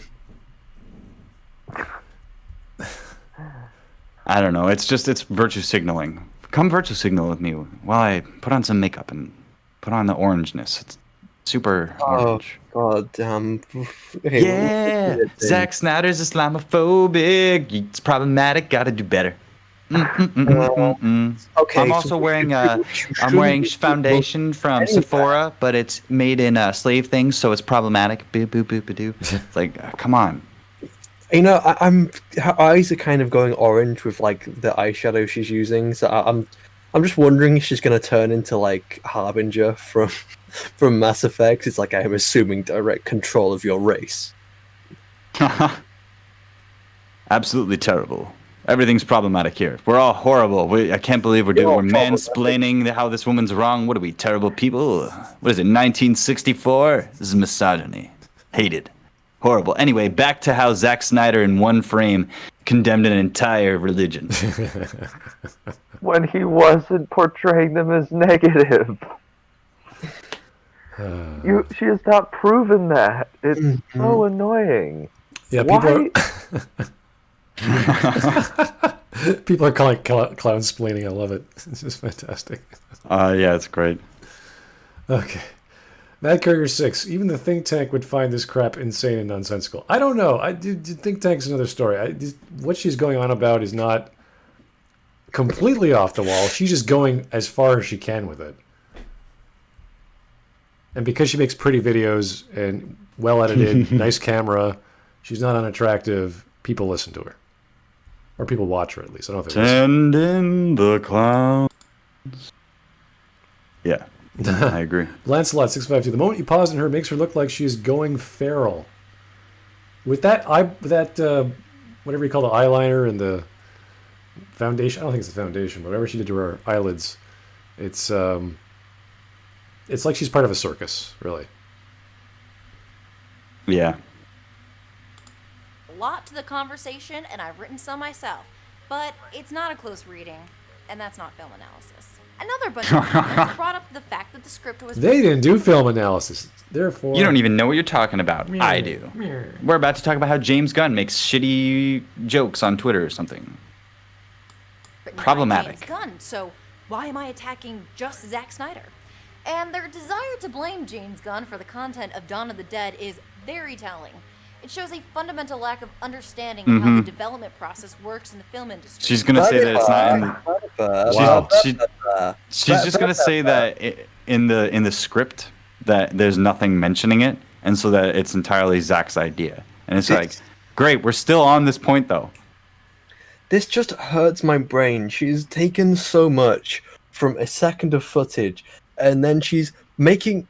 Okay, so I think the analogy I was making earlier, she's imagined like this, a KKK member, and she's yelling and screaming at us, saying, this KKK member, they're horrible. And then there's other people like arguing, it's like, no, that they're not a KKK member. It's all this entire time we're talking about someone who's like not even there. They're just an imaginary figure, and this whole thing is just being came out of nothing. And it's like, oh, well, and she makes things like, oh, well, obviously it was Zack Snyder's fault. It's Zack Snyder's fault. You can't blame anyone else. Or it's this, that, and the other. Or it's Zack Snyder. Or it's just out of nowhere. It's just so out of nowhere. There's not even anything tangible we can kind of grab onto for this argument, because there's nothing there. So you're just Islamophobic. Well, yeah, the entire video has so far been about one frame from one of Zack Snyder's films to imply that he was intentionally berating or looking down upon the Islamic people. I don't know, something like that. Is this just her? Just like one day she woke up and said, "I want to do my makeup, but I want to rant about Zack Snyder." Shukran. Okay. So oh my god, I can't believe it's gotten me to the point where I have to fucking defend Zack Snyder. I fucking hate that twat, and now I have to defend him because she's taking too much out of 1 second of footage at the beginning of a zombie film, which was taking stock footage, which happened to be of Muslims praying. What a world we live in, guys. I just. Let's keep going. Okay, John. Movie Blob at least typically has things he points to back up his claims. Yes, that's true. She literally has one frame and a color filter. It's a hard sell. Let's just say that. It's a very hard sell. And again from John. Also, F James Gunn. All my homies hate James Gunn. Okay, then. I don't have, like, I think, like, he made some bad tweets in the past, but then he has since repented of said bad takes, so... Yeah. Didn't he have, like, thousands of weird tweets? Yeah. Wasn't one of them talking about why he would like fuck R2D2 or C3PO or something, Ooh. or something along those lines? It What? was really creepy. Like even me just reading about them, I don't think he should have like lost his job because again, people say weird shit, and like what he was talking about was some really weird shit. But I was so uncomfortable. This was back when I was like following Geeks and Gamers and I was working for them. I remember Jeremy was covering it in one of his videos, and I was watching this video while I was making that famous graphic of it spinning that people remember. And I was just sitting there making it, and I was watching this video, and I was like, "Holy fuck!" Like I didn't agree with Jeremy saying, "Oh, you know, James Gunn needs to be cancelled," but I was just so uncomfortable by the thing James Gunn was saying. All right, let's keep on rolling. And over and over and over, sometimes until the day that you shoot a scene, and often even after you shoot a scene in post-production. Just as this script was rewritten by 2 other writers after James Gunn left the project. Okay. What does that prove? What point are you trying to prove with that comment? Man, we're 7 minutes in. This is her intro. This is her intro to a longer, long-running series. Oh no! Sorry, go on. Yes. I don't. Yeah, I don't know either. I haven't watched it. I'm watching it cold with you guys. I'm losing my mind slowly. So you recommended this without even watching this. This was. I'm wasting my time. Like this, I just read this. There's no real information on there. I need to know. Yeah. Maggie, what are you trying to say? Well, that's it. Well, the thing is, it's Maggie Mae Fish giving her take on Zack Snyder after she remarked on how he loves putting bad dads in his film, even though he claims that they're good dads, creating cognitive dissonance. So I imagine that a full take on Zack Snyder would be hilarious. And now she's riffing off James Gunn? Like, what are you... I don't even know what like her consensus on James Gunn is. It seems as though most of the people on the left love James Gunn because he's anti-Trump, and they hate the fact that he got booted off. I think she's defending James Gunn because some people said that James Gunn was actually responsible for those Islamophobic messaging or like coded imagery or frame, that Islamophobic frame, let's say.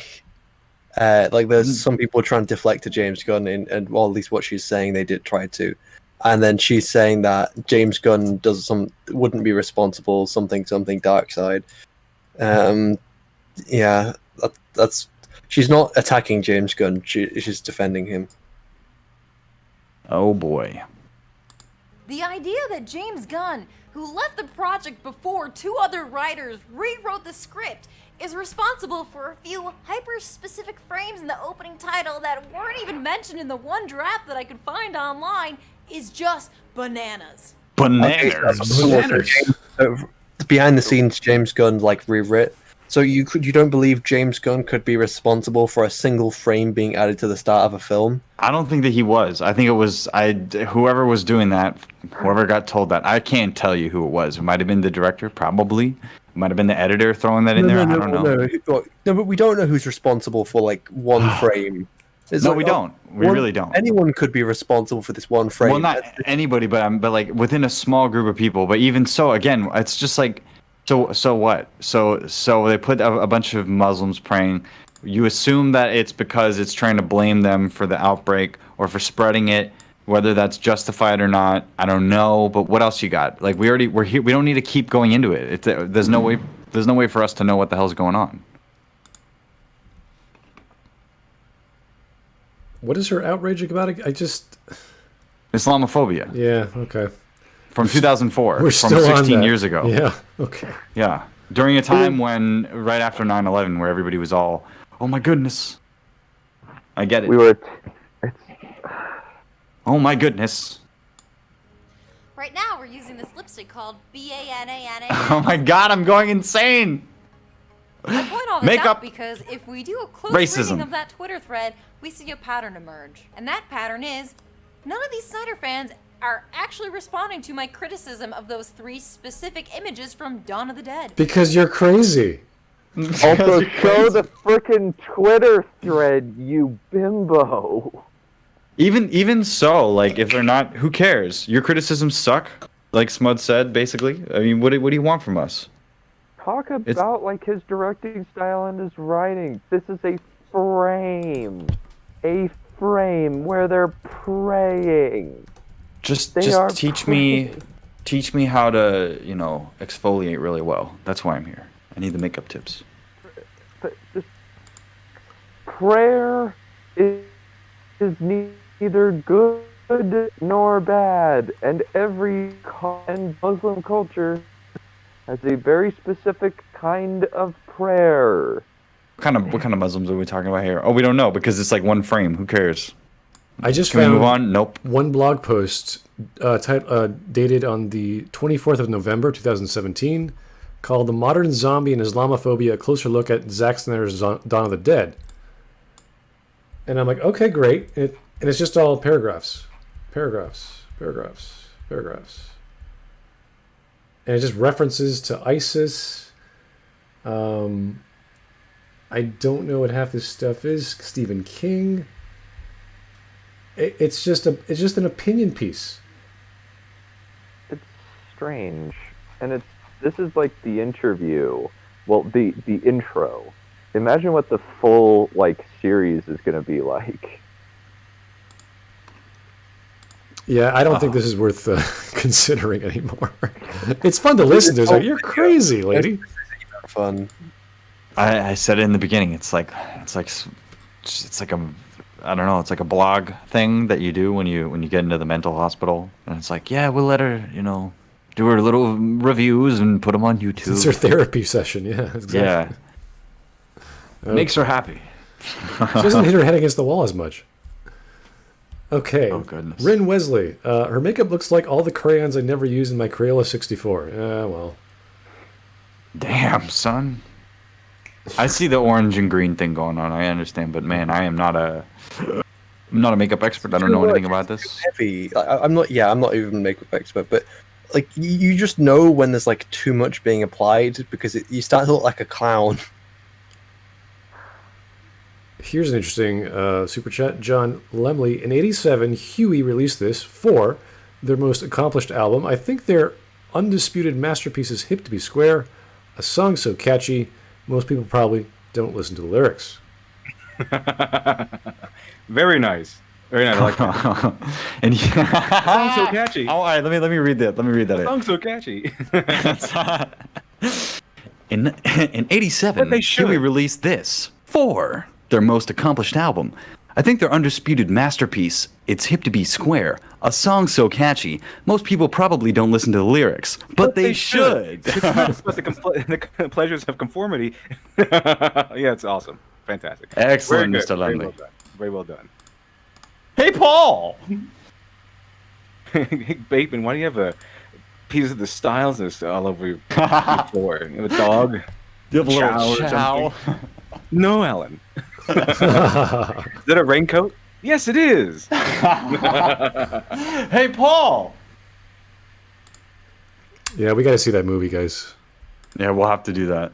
I think we're playing on Wednesday, I believe. Oh. Live in the American Gardens building.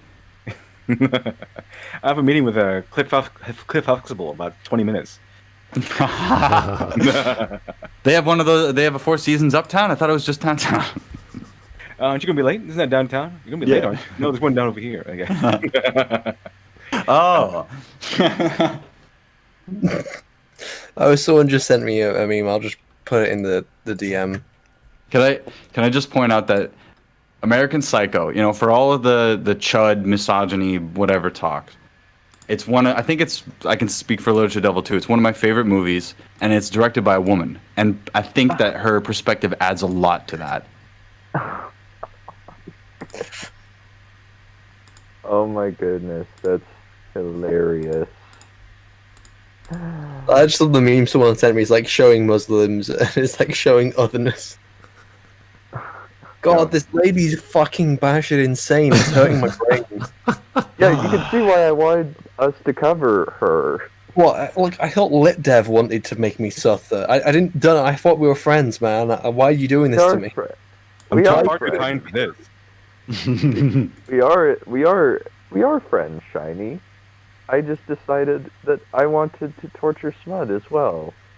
There's a moment of sheer panic when I realize that Smud's apartment overlooks the park. And his This face! Oh my god, it's horrific. She's oh my god. This face, my God, even at the waterpark. Make this the, Smud, Look at the please subtle make this off-white the coloring, thumbnail. the tasteful make this- thickness of it. The gold trim. Make this the thumbnail, dude. That face? Yeah, make this one the thumbnail. Oral Master said Shepherd Survivor. I was just laughing at that too. That's so fucking He's funny. got some serious emotional scar. She's got some serious emotional scars. Oh my! Every soldier's got scars, Commander. You literally have the best intro out of all of us on the morning nonsense. That's just because May it's have some true serious every emotions. day when I wake up. Today was especially not the exception because, well, I went to bed and everyone's like, notice how his Twitter feed was so quiet? It's like, I just woke up. And then, like... I know, they're always like that. They're just trying to... What is it, like jumping into a pool full of piranha. You just gotta not jump in there. Yeah, today was a very long day. And then we had Smudcast, so I was still tweeting while we were setting up. I like to, as soon as I know it's going to go in a certain direction, I just mute the thread and then imagine what they're talking about, and then I forget about it. And it's like, it doesn't matter at all. I've been telling you guys, really, just leave the fuckers alone. For the most case, I agree. But poking a bear, like it's like, okay, this conversation. Well, what do you think you're gonna get out of this conversation? well, I other did than- get one person out of whatever. Giving infinite enjoyment. which actually had something, and we came to a very close proximity of definitions of terms, which is like amazing because you never agree with anything with these people to even have an argument. So this guy actually used terms. We came very close. I was like, you know what? You are the only person I could have a conversation with. And every single other person was either calling me names or saying, oh, well, you didn't play the game, so you don't have an opinion that matters. It's like, I don't... Neither did Girlfriend Reviews, so that's what you point. Is it really worth like that? Having a good conversation with one person out of the how many fucking notifications you've got?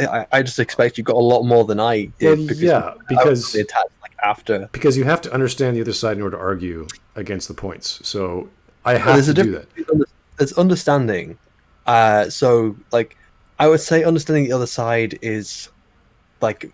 So when we watch these videos or when we accept them on, but when you're on Twitter is a very different animal. Sure. And it's just the format. So when you're having a one-on-one conversation with someone, it's a much it's a different format. You generally got a lot more respect for someone if you're talking one-on-one than in Twitter, because in Twitter it's got this like, oh, I can just put this one comment and then I don't have to say anything. I don't have to worry about what I've said, because they don't think there's going to come and bite them on the ass. It's a lot easier just to write a single tweet. It's hard to explain, but in general, people are different in tweets than they are in just one-on-one conversations. It's the same on social media, whether you're a Facebook fan group or even on YouTube. Yeah. They're still going to come at you with no understanding of decorum or argument. And once you start pointing, like, once the Jack Saint thing happened, I was like, okay, I'm going to step back for a bit. This is hilarious. But before that, it was just like constant fanboyisms. And really, that's what my channel has become. I'm just attacking fanboys and trying to get them to question their fandom. And why? Because they are just passion. That's all they are. No logic, very little reason, very few references. They just work on emotion. And that's exactly what these people who like these kinds of products run off. And that's fine. But once you start arguing with them, they reveal more about their character and their reasons, and they don't have any. It's just pure hype, and it's just pure reaction, sadly. So anyway, that was my morning. Let's go back to the video and get this over with, because we only have 3 minutes left. And here's John Lemley again. Something about the lighting of this makes me feel like I'm watching a colorized version of Psycho with Norman Bates dressed as his mom in the cellar. Wow, that is a strange take, my friend. There is something creepy about this lady. I don't know what it is. Yes. Yeah, she is. It's the crazy eyes. It's the crazy eyes. It's the attitude. It's the way she talks. She's so enthusiastic about every single topic she's talking about. There's no jump in emotion. It's always the same enthusiasm. And you're like, why are you so excited? What's your point? Combining with whatever she's doing on screen, which is just like strange. Like, to an absurd degree, they're not responding to it. To the point that they're linking a personal essay about because another there's nothing there. Entirely, There's nothing there. There's nothing to talk about. Left the project before they even shot the movie. Islamophobia. If I saw Donna the Dead back in 2004 and said, "Hey, this seems problematic," are these Snyder fans saying that they're was problematic a term back in 2004? If I saw Dawn of the Dead in 2004 and I said, "Isbi glib," and said this film is Islamophobic, then I would win the virtue signaling contest. Maybe, and especially when you say it, 15 years later. That's probably the best. Yes. Best way to do it. What a great point. Can we cancel Zack Snyder for this film that he made because that 2 frames that you watched at the beginning? Response would have been, "Don't worry, in 13 years, some random guy on the internet you don't know will write a personal essay that doesn't address any of your concerns, so shut up." That's not how textual analysis works. Textual analysis. Does anyone know what that means? I know what it means. Textual. I've heard Mr. Saint as well talk about this so much, where it's like everything, the whole thing put together is text, because otherwise how could you talk about subtextual, that kind of thing, where the production, the presentation, everything put together is the text, and how you do the textual analysis. I'm guessing that she thinks that there's like a specific way to analyze things as text, and that it reveals, I guess, the truth. She hasn't really specified what you get out of it. I guess it's her perspective. I don't really know. Yeah, textual analysis would... Text just refers to the whole thing to them. Like, it's, to me, in a film, the text would be like the written word, and then it would be, the film would be its own thing. And that's how I categorize it in my brain. But for some reason, everything has to be able to be reduced to literary theory if writing is involved at all. It's not like a multimedia presentation. So the text is actions and choices and aesthetics, aka it's standing in for film, it's standing in for the whole thing. Okay, I think I've heard that term. Sorry, go ahead. Oh, I was just going to say, so some people do the weird metatext with something like the Lego Movie 2, where they will read stuff from outside of the film to the film. For instance, I listened to School of Movies podcast on the Lego Movie 2, and has everybody seen the Lego Movie? Knows what happens with Rex Dangervest? I saw the first, not the second. I don't think I've seen it. Oh, okay. So they associate a Rex Dangervest as a metatextual commentary by the writers on the insert whiny fanboys archetype. Did I mention these people love The Last Jedi and think the reaction is unjustified, and that the fanboys are wrong for not liking it? Or at least they're fine to like it, but don't tweet at me. Like, your criticisms are wrong. Okay, usually when I hear the text of a film, I refer to usually the actual script or the thing that was based off, the words, the dialogue, the descriptions, as opposed to the rest of the narrative, which is the rendering of the story. So if we're talking about a movie, it's the whole movie. If you're talking about a book, it's the whole script. It's the primary source. So just referencing something is fine. She's actually interpreting the text, which is the problem. Yeah, which, like, that, it's a hyper interpretation and putting putting stuff from outside of it and using it. Oh, the film is like can be read as an allegory for X, Y, and Z. Right. I've seen people do this with specific films that are romances, and they talk about the feministic qualities in the characters and the mother's family or what have you. It's like, yes, you can do that. That's fine. It's a good thing to look at femininity in a romance film. But they don't suddenly start, seeing cultural values like, oh, well, this person's Greek, therefore this is Greco-Roman values, and yada, yada. Like, they don't need to go that far. It's an obvious film about, a man falling in love with a woman and trying to get them to have a marriage. So that's kind of the point of romance genres. Or a comedy, a rom-com is usually, on the stage productions, the end result is a marriage. So you can read that text saying, oh, well, here they shouldn't get married because of XYZ reason in their culture. It's like, yeah, or they didn't think about that because they didn't want to. They wanted to make a joke, or they wanted to have a romance scene, what have you. I guess that could be used that way. I just don't think that's very effective for explaining the problems of a story just because they don't follow a certain cultural pattern. Mike Testa, hello. Guy thought Kubrick was in Shining opening Deja Vu. Oh, okay. I'm trying to think about that. Kubrick. I have not seen The Shining. I know what happens in it. Ooh, you gotta go watch it.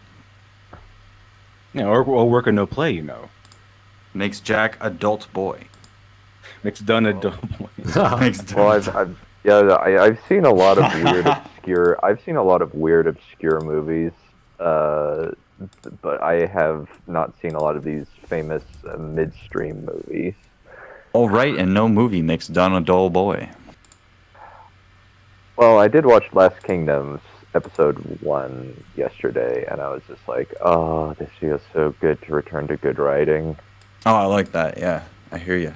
I think The Shining is the most effective Stephen King movie. Like, not too slow, not too boring, not too long. It's a good interpretation. Mm-hmm. Mm-hmm. The horror works for me.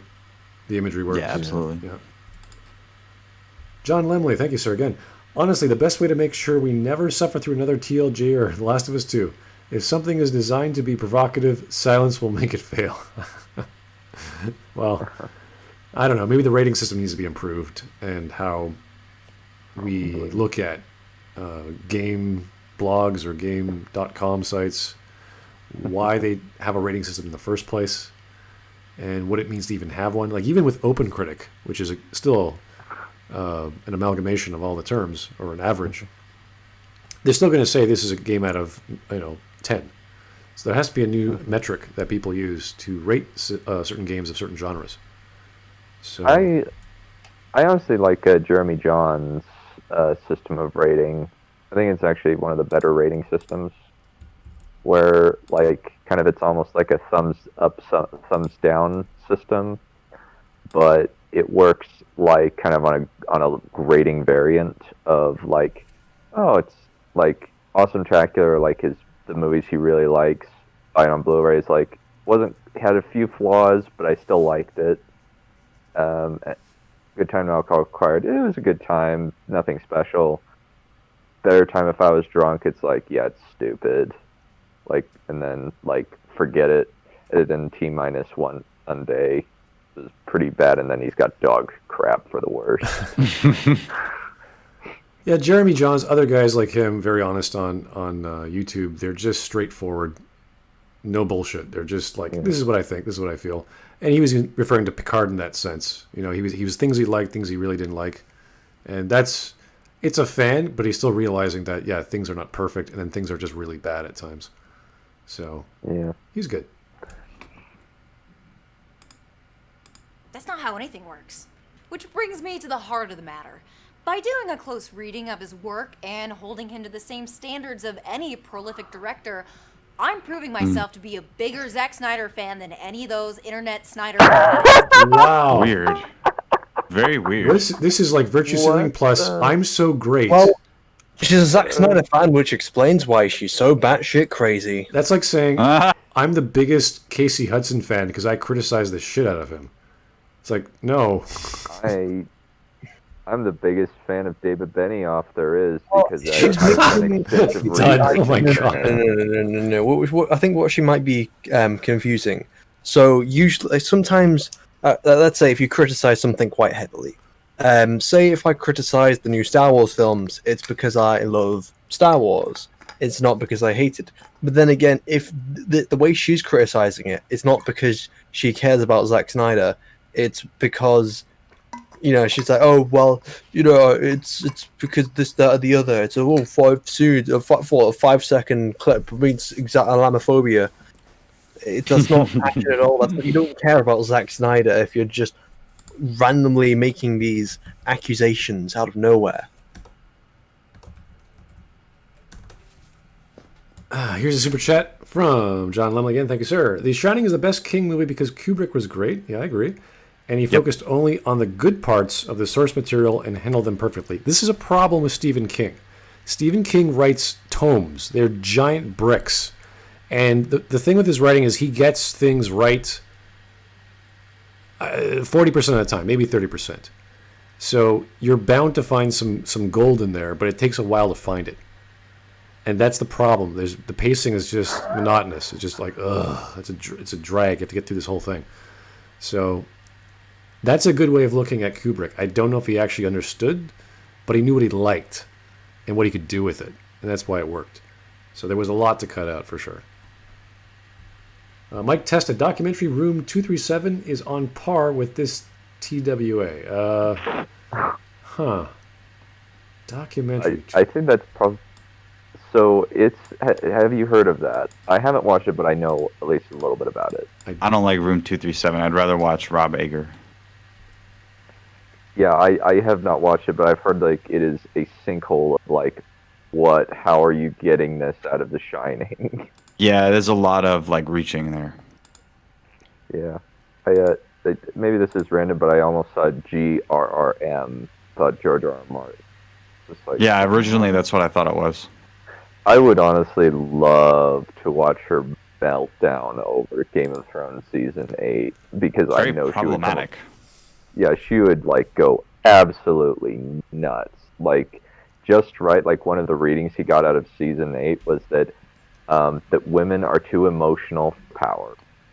Is one of his take homes from that season. What did he say? What do you think it was? He thought that women are too emotional or crazy to hold powerful positions.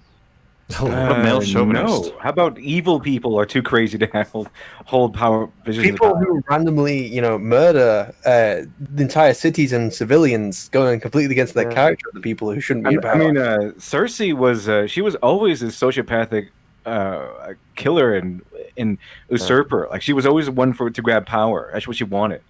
Daenerys, she showed she showed some pretty violent flaws in her character, even from season 1, I believe. Maybe season 2 or so. I'm under the understanding that she went crazy because she heard some bells. Was that? I don't know. I didn't see it, so I'm assuming. No, she was specifically told that the bells that go off, they're signaling surrender.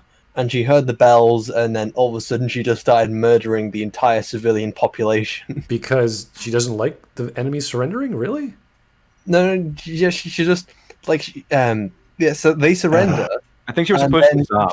She takes the longest route all the way to her enemy that she's here to fight, and she purposely goes through every single street, just carpet bombing it with fire. Oh.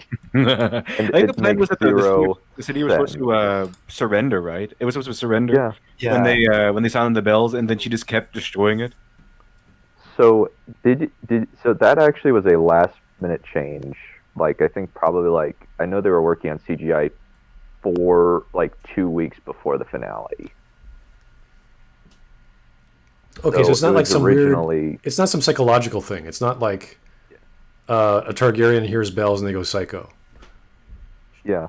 Well, it's just like they surrender and then she starts killing civilians. For no reason. Originally, it was a vague script, but they originally intended it to be wildfire explosions. You know that stuff that Tyrion uses on the Blackwater that it accidentally goes off. Right. Because she is killing soldiers that are mixed in with the civilians, and the wildfire goes off by accident as she goes and attacks the Red Keep directly. Okay, I don't know the context. I'm not too interested. I was just curious why she did the things she did, and that's the reason. That's not cool. A Robert Frost poem is the only answer in the script direction. Okay. That's just weird. Mad Courier 6, thanks for the super chat there on topic. Danny heard BFG division instead of the bells. I'd like to see that. Oh, maybe they heard was it the original Doom song? I really like. Yeah, it was Doom 1. Dun, dun, dun, dun. Oh, that Doom song. I was think of the Doom song from Zim, where Gerd just sings Doom Doom Doom Doom Doom Doom Doom Doom. Doomy Doom Doom That's Doom. Doom song. Yeah, that's Doom song. My friend had that as a ringtone for the longest time. Drove everyone nuts at work. Go on for like 30 seconds. Like, oh my god. Someone answer the phone. All right, John Lemley. The one defense I'll give Game of Thrones Season 8 is that Daenerys was a product of incest within a bad family, so her psychopathy made sense. Is that what it was? Because she was inbred, therefore she's crazy? And sought... No. Sort of, I think sort of, because her father was the Mad King. Her father or grandfather, one of those two. It was the Mad King because he went insane and started killing everybody. So he got overthrown by the Lannisters. Well, it's partly overthrown by the Lannisters. Okay. Then Baratheon and everything. But that's why it wasn't that far-fetched to me why she went insane at the end, because she's been showing these kind of sociopathic, tyrannical tendencies all throughout, but she had someone there to, like, talk her out of it. She would say, like, kill them all or whatever. Right. But she had someone there to talk her out of mass murder several times, as far as I remember. And but that's why it wasn't that unbelievable to me, because she's the daughter of a Mad King, the Mad King, and they're known for inbreeding. That's why they're known to keep the bloodline pure. That's the Targaryen line. Okay. Because, Yeah, but they never really showed that in the script of the they're- previous seasons, did they? When did she start going crazy? I think like partially the fact that it's not really the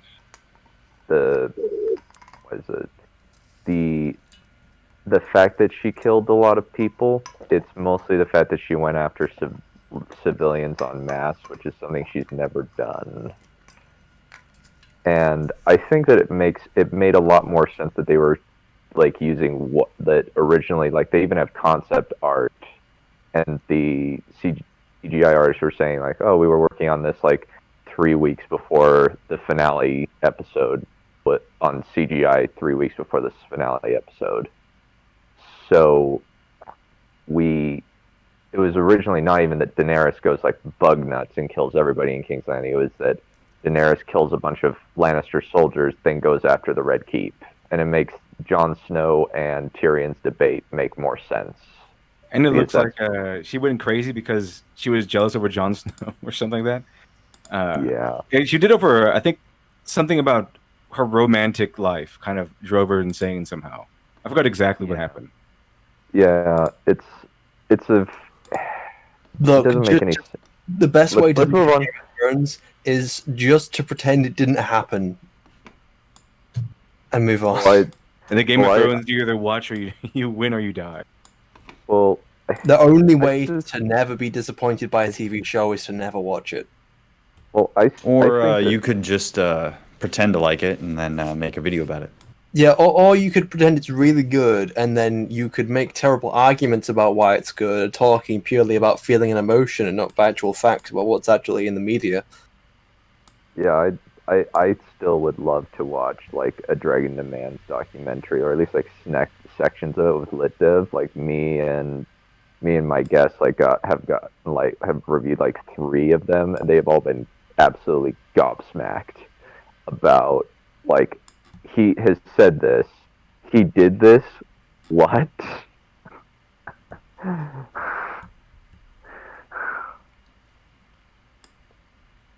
Yeah.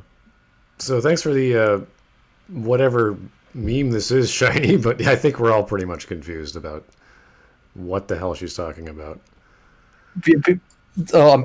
Cool Beans is sending me memes through Discord, and I'm just putting them in here. Oh, thanks, Cool Beans. Cool Beans. Whoever Cool Beans is, I'm sure they'll reveal themselves in YouTube. Our Messer DX says that the reason is that John didn't want to smash. So is that right? I can't remember exactly. He didn't want to put John left his doggo. He betrayed his woofer, and that was the biggest sin that John ever did. Okay. He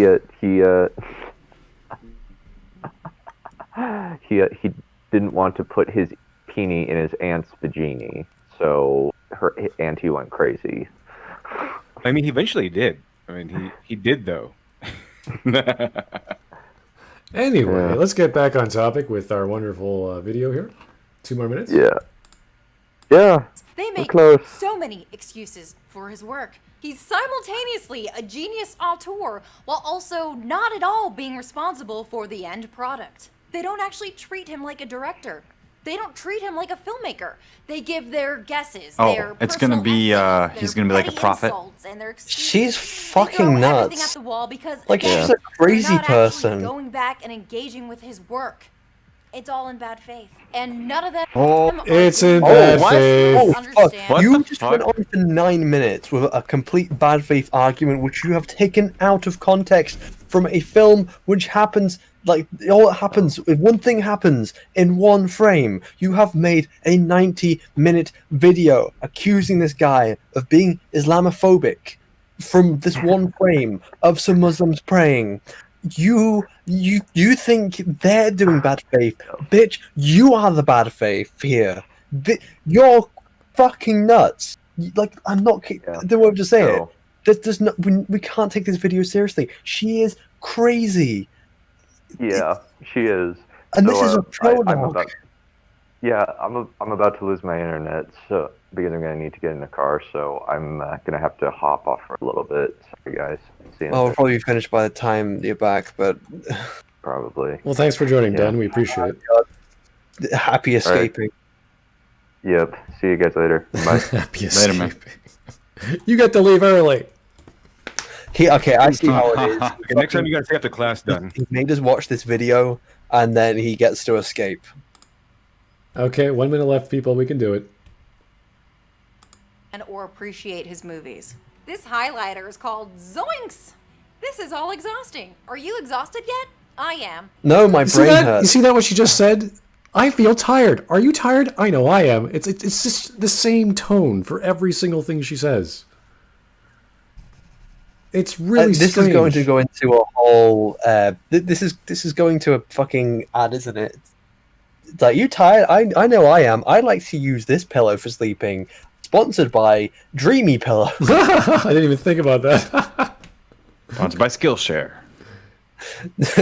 Skillshare taught me skills in sleeping. Before I go to bed, I like to read a book, but I don't know how to read. Therefore, I signed up for Skillshare. Read a book once, you know. Thinking about it. And that's the point. These nonsense arguments are meant to exhaust us so that we don't have the energy for actual discussion. And if you're the kind of fan... Kind of like your topics, huh? Alright, so far the only thing I've learned how to do from this video is put on makeup. You haven't even learned that because this is horrible. Anyone who might be influenced by this is probably not a good thing to do because it's just layer it on like a fucking clown. That's not a healthy thing to do. Do it. I wish she was doing a cocktail mixing video while she was talking. I really would have liked that. This is Yeah, how I that's get what you drunk. should do, Smud. You should do your reviews, but in the background you should be making steak. Oh, frying up. Oh, like what's his name? I would watch that. I would actually watch that. Like I would make it my priority to watch those. What was his name? What was his name? Awesome analysis and steak tips. That's gonna be fantastic. And then we get LiteratureDevil while you're making your trope videos or whatever. You can torture the souls of the damned. Yeah, I'll teach you how on Skillshare. It's like it's the Masters video, and it's like LiteratureDevil torturing the souls of the damned that are beyond redemption. That was a downward thrust video, I think. Right? He decided to combine his love of cooking with video games. You're like, what? What Kratos eats? A steak? Like what? They can. Yeah, exactly. He picks very interesting things. He just wants to show off whatever dish he finds. It's like, I bet. And you know what's funny? I bet Kratos would probably like that meal. But he'd be like, what is this? Is this polenta? That's anachronistic. Boy. That is problematic. No, I'd probably be mixing Anyway, the drink and then drinking the drinks while listening. And you'll see me like, it'll just be me drinking, watching this crap. Let's finish this video off just like America finished off ISIS. Ooh. Man who refuses to actually pay attention to the sounds and images contained in a movie, and you angrily reply to this video or tweet at me or whatever, I just won't respond. It's a waste of my time and yours. I won't even see them. This video was a waste of my time. You reacted to 2 seconds of a black and white clip of people praying and somehow wrapped it around Islamophobia, gay sex, and viral zombie outbreaks. I don't know how, like, it's just ridiculous. And people aren't I responding. don't know how you can be wrong with that. What That's could possibly be pretty wrong? accurate, man. Yeah, of course. Of course. That's exactly what it was. A video for bad faith actors and any and all comments that are just cunt. And if you enjoy Zack Snyder and you want to have a constructive conversation about his movies, And LitDev died. From you. And if you really want to be mean, you can. Oh god, this hurts my brain. My goodness. It hurts my brain. It's like, oh well, I'm gonna be taking down any comments which are mean. It's like, okay, sure, why not at this point? Of course, cultivate your comment section so it's nothing but a positive space where everyone agrees with you, and if anyone agrees with you, well, they're just being hurtful and mean. And I will also be censoring anyone who calls me a cunt. It's like, well, bitch, you are a fucking cunt. God damn my brain. It hurts. It hurts my fucking head having to listen to this lady. And keep going. Just fucking keep going. I'm tired. No. Just get this over with. Put me through my pain. I'm trying to do something else while listening to this. You want to be mean? You can't. Because my mother's name is Martha. If that means anything, What the fuck? that means that we It's have not a even dog. funny. It's not even funny. That was really creepy. It's not That was so funny. creepy. It's not Oh my funny. god. It's cringe. It's all. That doesn't even. That's not even. It's just. Why? Just finish this. Just finish this video. We don't even need the fucking last 20 Can seconds. we? Just Can end we? it. End the stream. End it. This is the last time that we're gonna cover content creator. I know, because she just specifically doesn't like it. I'm not going to call her fuckwit. I'm going to call her cunt. That's what I'm doing right now. Okay, Shiny. Marmite. Thank you. What was she She doing? deserves that. She deserves that. What was she doing to her face? That's not makeup. You don't spray makeup on your face. Oh my god. Was that hairspray? This hurts my- What the hell was that? Oh my god. Oh my.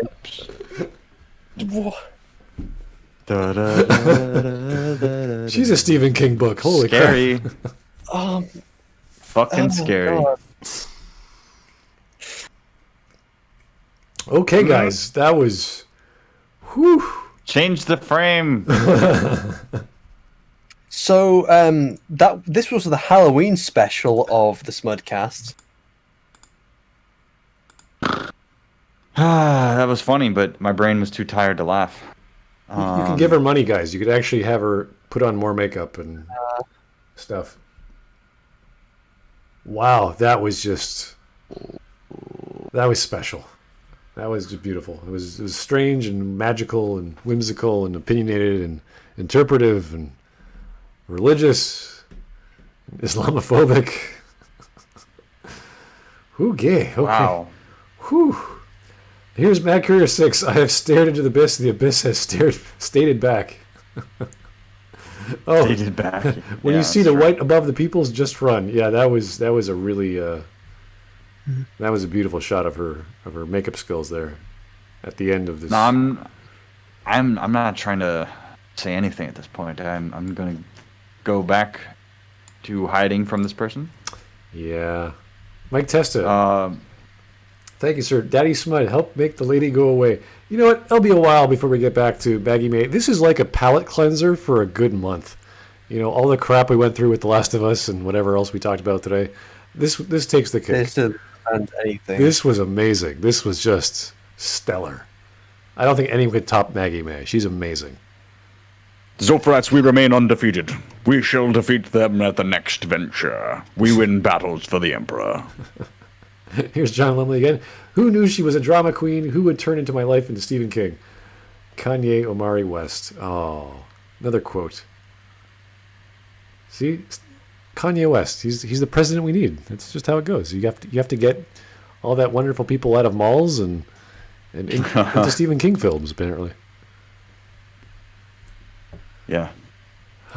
All right, now if you guys want to have a normal Smudcast, which is not so crazy.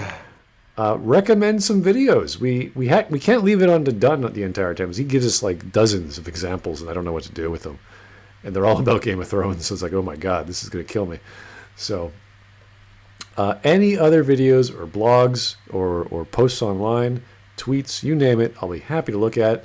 Not necessarily on Smudcast, but I'll take them on myself. I'll look at them. I went on an individual video covered this morning. And that's how I would do it. But if you have any videos that you want these guys to see, we'd be happy to look at it, say we want to do it or not. And usual time, 5 o'clock p.m. Eastern Standard or 6 o'clock, depending on who's available. But I do believe we're having a movie night this week. And that'll be with a voice in the radio. And we're going to be doing at least one. So that's going to be The Room. And I'm not sure when that'll be airing, but hopefully by Friday, if you can get it ready. I think that'll be the goal of this week. So, Tyler Preston, I want to get off this ride. We're done, sir. Thank you for your time and money and patience and all that wonderful candor. We appreciate it. And you can't see everyone, but we're almost all still here. So, Let Dev died. Dunn escaped. yeah. It's just But, Shiny. It's Shiny, Glib, and myself. But yes. yes, thanks for having us, and we'll see you very soon. Good night, everyone. Have a good one.